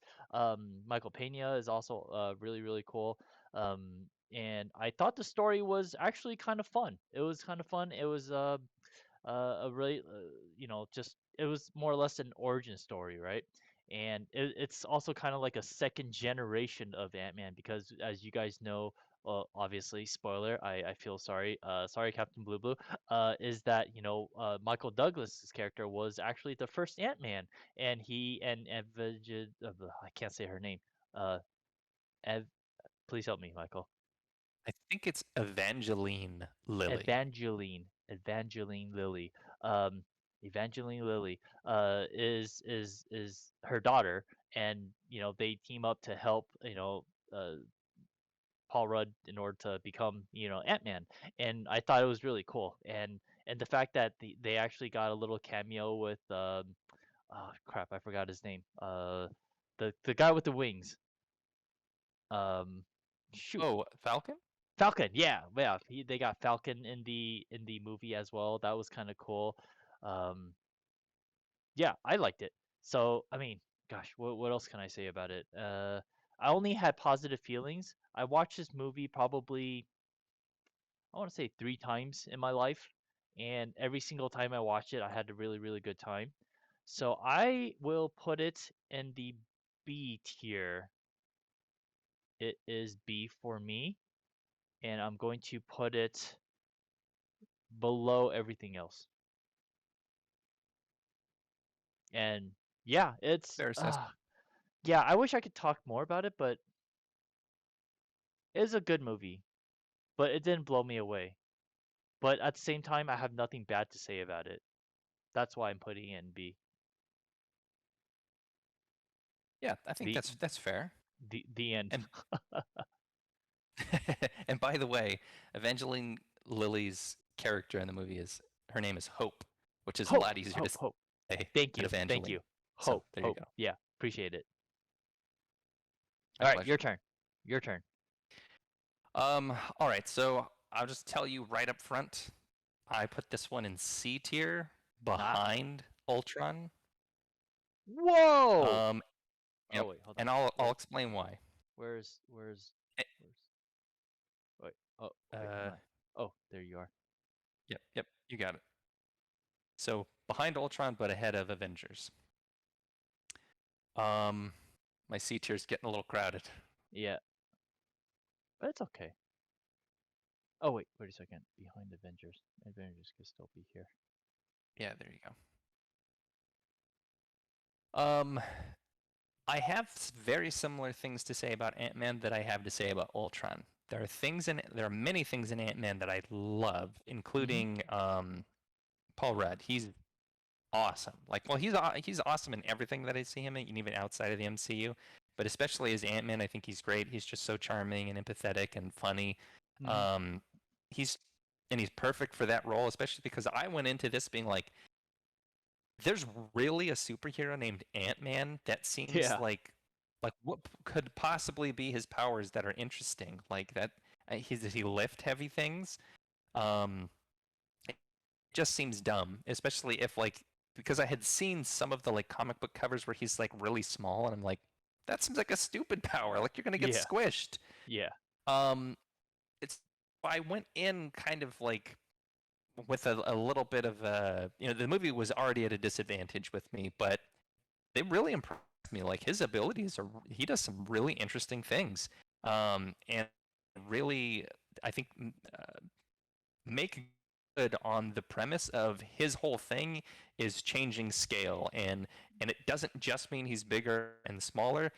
There's like also he can, there's a time scale when things are smaller versus when things are bigger that is important. And even like the things at a super, super, super small scale come into play later on in the Ant-Man, uh, various storylines. So that stuff I thought was really cool. I like Paul Rudd. Michael Douglas is good. I also am a big Evangeline Lilly fan. I think she's really awesome in this. And I like her even more in the sequel. She's Mm-hmm. really awesome in that one. Um, and Michael Pena is really funny too. I like him. I think this is probably like one of the funnier Marvel movies, Yeah. which is good. But those things aside, I feel like so much of the rest of the movie is really underwhelming to me. Like I thought the villain was really boring. The way that Yeah, wraps up I just agree. didn't like I just wasn't interested in Yeah. I was really interested in the characters and the superhero abilities and just not at all interested in the plot that was happening. Mm-hmm. Um which is a bummer because I'm a pretty big plot guy. I really like interesting plots that bring up interesting questions and put characters in interesting situations. Um, but this one just didn't really do a lot of that for me. And really, I think Paul Rudd carried this movie to Sure. this ranking for me. If he Sure. wasn't in it, if it was somebody else who was not as charismatic as he is, this would have scored probably Much lower. significantly lower for me. Sure. Sure. Yeah, Yeah. probably low B. You're absolutely right. It also suffers from the crappy villain syndrome. It's just one Yeah, and done. Chris's There's copyrighted yeah. shitty villain syndrome. Yeah, it's just shitty villain syndrome. We don't care about the villains at all, and I think the only villains that are really amazing is Loki and Thanos. That's probably the only, right? Is there anyone else? Yeah, those are essentially the only two that I can I think think of off the top of my head. I think Winter Soldier's pretty interesting. Bucky. Oh, sure, I sure, wouldn't. sure, sure. He's not like a mastermind villain. He's more like Yeah, like a Boba Fett type character. He's like a bruiser. right, right. But he's still a bad guy who is I think pretty interesting because all the bad stuff that he's doing, he's so tormented by it, and he doesn't want to do it, but he's just been brainwashed and programmed in a way that Right. villainous people use him for Yeah, villainous purposes, and he's just right. this He's just a vehicle. weapon. Yeah. Yeah. Captain But Blue yeah, I'm says. totally with Oh, you. I think, yeah. Sorry, go ahead. oh, sorry. Yeah, yeah. Captain Blue says, I feel that if I jump in now, there are like 20 movies of backstory and side stories I haven't seen. Yeah. Captain Blue says, see previous answers. You got it. All right. So you agree with Michael then. He also says Ant-Man is the scariest superhero if he would turn evil, a silent assassin who could cause strokes, undetectable saboteur.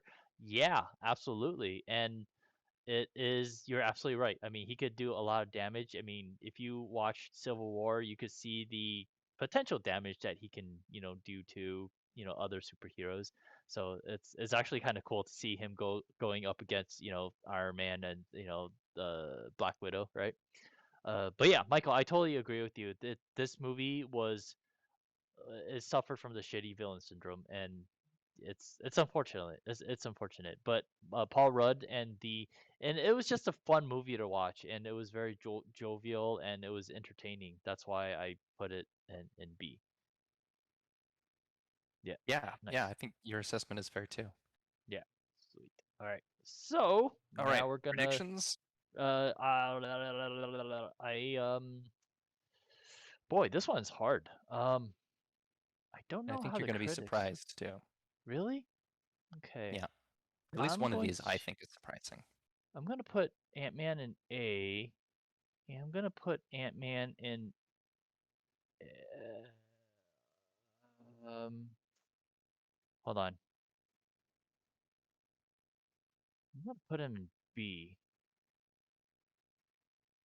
Yeah, yeah. Okay.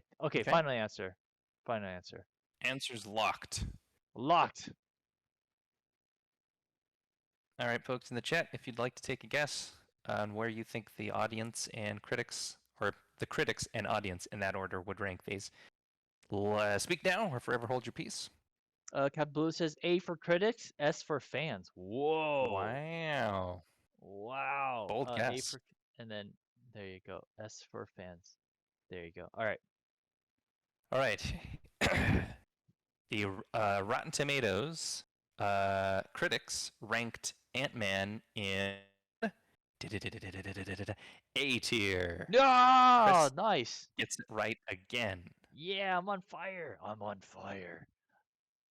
Yeah, you haven't missed one yet Yeah. Holy tonight. cow. Even like the sub ranking. Oh, where does that rank within the thing?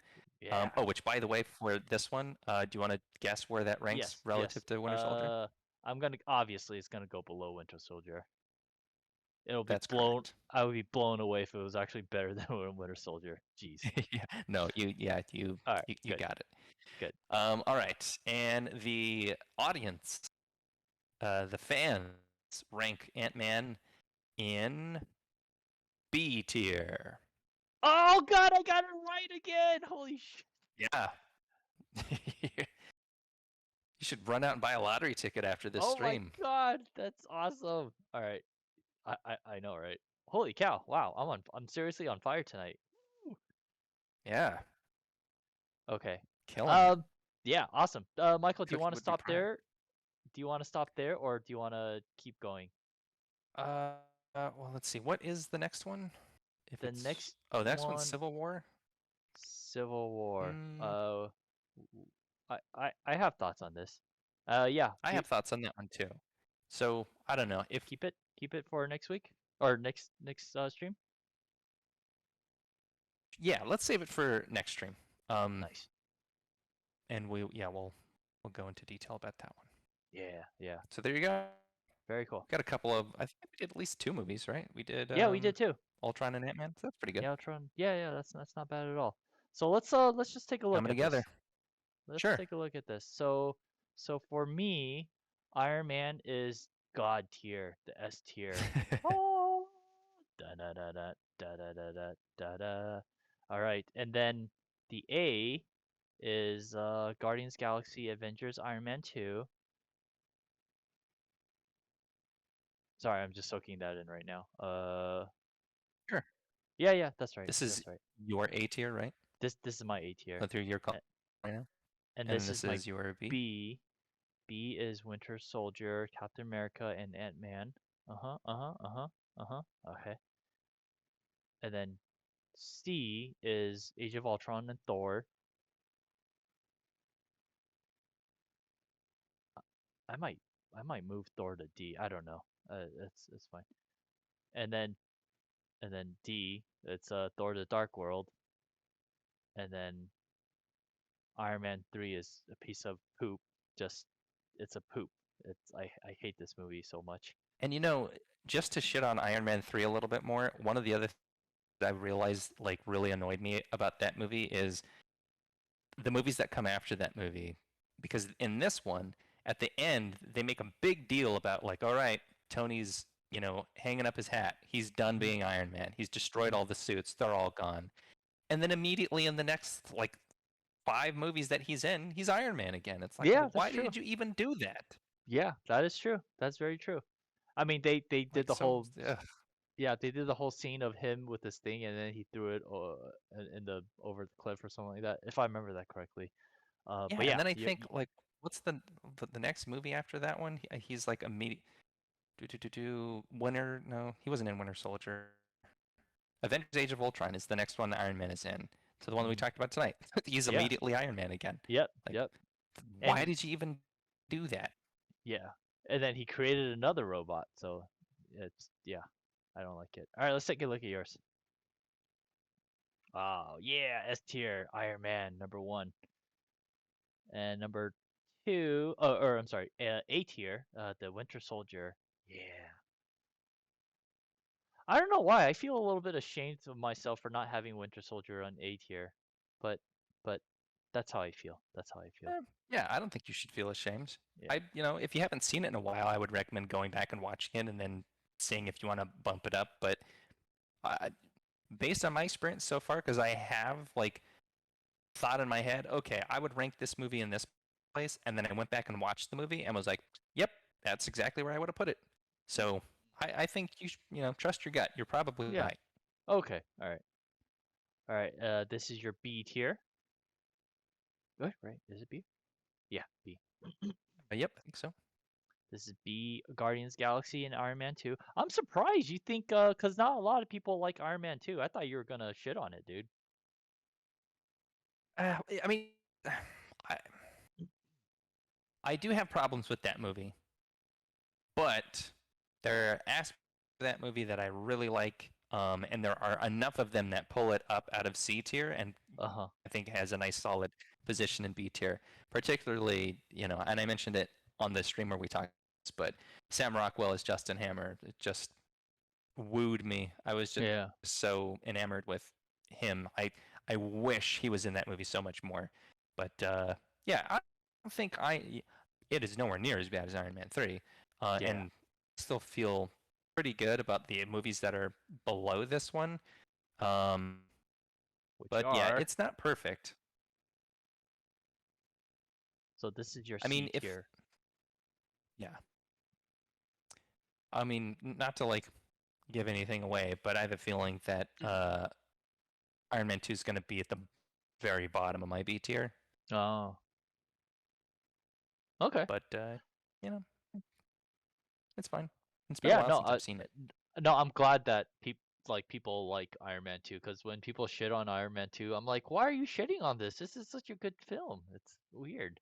But yeah, anyways, C tier. So this is your C tier. You got 2 Avenger films in here. One Ant-Man and Captain America and Thor. So you got 3 origin films in here. The Thor 1, the Captain America Oh 1, yeah, and you're right. Ant-Man. And then you got, the compilation, the team up movies. Interesting. Interesting. And then you don't have anything in D. Oh yeah, Yeah, that's and then interesting. obviously we have F, which is, Thor the Dark World and Iron Man 3. Yeah, Thor Yes, Dark sir. World is pretty bad. This is like, if this was like a scale like from what is it? Uh just going from 0 all the way up to top. Like if Mm-hmm. in You'd be like degree, halfway between those it would two. be exactly. It would be like it would be somewhere like, something like that. But if I had to, I'll just put it here. No, actually, it's something like this. Because if it was like this, it would just be dragged down here then. But it feels like it's Mm. somewhere right there. Yeah. Captain Blue says the first Avenger poster is A tier, extremely good. What does it look like? Uh, Captain America, first Avenger. Yeah, this is good. It's very warm tone. Yeah. So Yeah, that's I think cool. it's pretty good too. Yeah. Very warm. It's got this kind of interesting A shape to the overall thing, which is now Yeah. that I look at it, that's funny because that's also what Cap has on his helmet, right? He's got an A for America right there, so that's kind of Mm. like a bit of a motif. Yeah, you're right. You're right. And then we have Cookie here. She is like super hardcore. She's like not letting Yeah, things go above, A. But for her, A is Guardians of the Galaxy, and then both Iron Mans for B. Yeah, I'm proud of her. and And Iron then Man 2 above Iron Man. Holy oh, smokes. I know, right? Even I'm like, that's crazy. Yeah. uh, uh, and then this is her C. She actually put Thor: The Dark World above everything else. I'm curious. I'm Yeah, that's curious. surprising. Yeah, it's very very surprising. And the Winter Soldier all the way at the bottom of C. What? What? Blasphemous. Blossom. And then Captain America as D. And Mm, then she has no Fs. So yes, no judgment. pretty, No pretty, judgment. pretty tough. Yeah. So this is our list, and then we'll Rock continue on. talking about it next session. Uh, Blue Yeah, Blue says, next time we'll start with Civil War. yeah. Civil War was awesome. I'll save it. Captain Blue says warm colors stick out a lot among this bunch of posters. That is true. Totally. Actually, yeah, he's right. Yeah, they're almost all like really cool blues and Yeah. teals and greens. Mm-hmm. The only other one is Iron Man 2 with this Sure. explosion behind him. I'd really like I'm kind of surprised too because normally yeah. these things are primarily blue and orange You're thinking on the about same poster.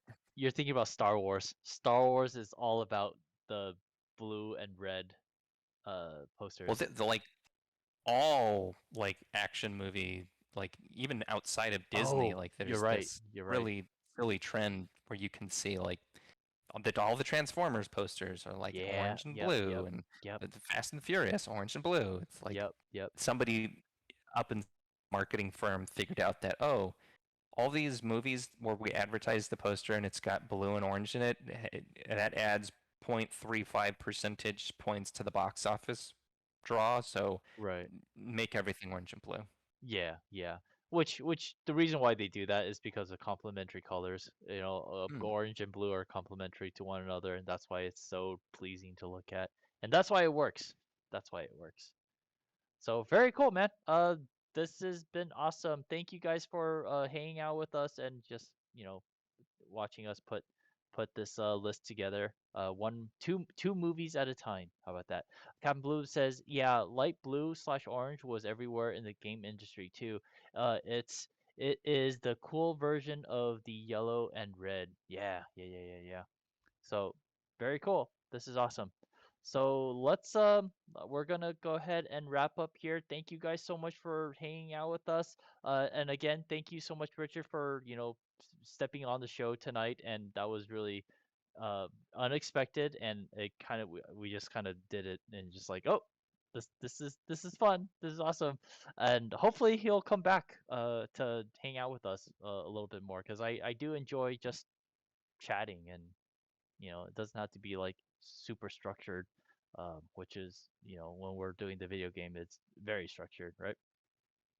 But Toto says, yeah, it was a pleasure. Yeah, thank you so much. And Captain Blue says, thanks for me. Thank you for being here. I really, really appreciate it. I really, really appreciate it. Captain Blue, make sure you get some rest because I know it's like super early, super late / early over there. Hope you're doing well, and please take care of yourself. And I believe Gentleman Heavy is currently sleeping right now because he probably has to go to work. He wakes up when I'm still streaming, and when I'm still streaming, it's around like 3 a.m. and then it's like 6 a.m. over in the East Coast time. So he's working really really hard. Totoro says, I shall Wow. return for more unstructured joy. Yeah, that's awesome. Very, very cool. All right, guys. I'm gonna say good night, and please. Oh, I forgot the outro thing. If you guys want to play our games, I'm a professional. Watch this. Here's our game. Check out our game, and then check out my all the links for myself as well as for Michael. If you want to find us in the social sphere, this is our links right there. And yes, and you can find me on twitch.tv/Lee Design Studio, and where I stream drawing, painting, anime pinup girls. Every Tuesday, I have a raffle to see who I will draw for that night, and for 1,000 channel points, you have the opportunity to tell me what to draw.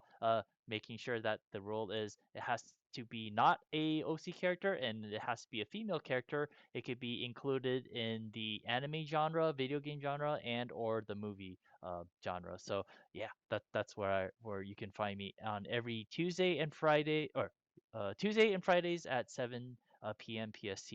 And Michael, where can they find you? So Chris got the link there. I've got some social media. I'm not super active there. As per the conversation earlier, I'm not very good at it. But I am planning to be a little bit more active, and I have a couple of plans where you can get in touch with me more often. One of which I'm pretty confident I'm going to be starting an email newsletter soon, which will probably be on like a weekly basis if you want to hear something creative from me. Um, I'm that's I'm thinking about doing that, and I'm like 90% sure that that's actually going to happen. Nice. Stay tuned, TBD. In the meantime, if you do want to get some of my writing, I have a book available called Blockbuster Blueprint, which is available on Amazon. And it's all about how blockbuster stories work. So if you like the content about the MCU stuff and you want to know like what makes those movies tick, how do they work, I've analyzed several of them in this book. So yeah, you can check that out. I also have another book on creativity coming out later, probably not later this year, but I would say in the next 12 months. And hopefully more books after that. But in the meantime, the best place to find me is right here on the Creative Tavern every Wednesday and Sunday at 7 p.m. Pacific. Yeah. So thank you so much, Michael, and for hanging out with me and making the Creative Channel or Creative Tavern channel fun and interesting. So yeah. My Okay. pleasure. Tonight we will be. Let's see. We shall Who are we gonna raid raid? this amazing, very talented artist called Through the Art, and we shall raid Sweet. him very, very soon. Thank you guys so much for being here. Through the Art. Thanks for hanging out, everybody. It was Yeah. lovely hanging out with you guys and talking shop. Stay creative. And we are raiding. All right, guys, take care. Have a good night. See ya.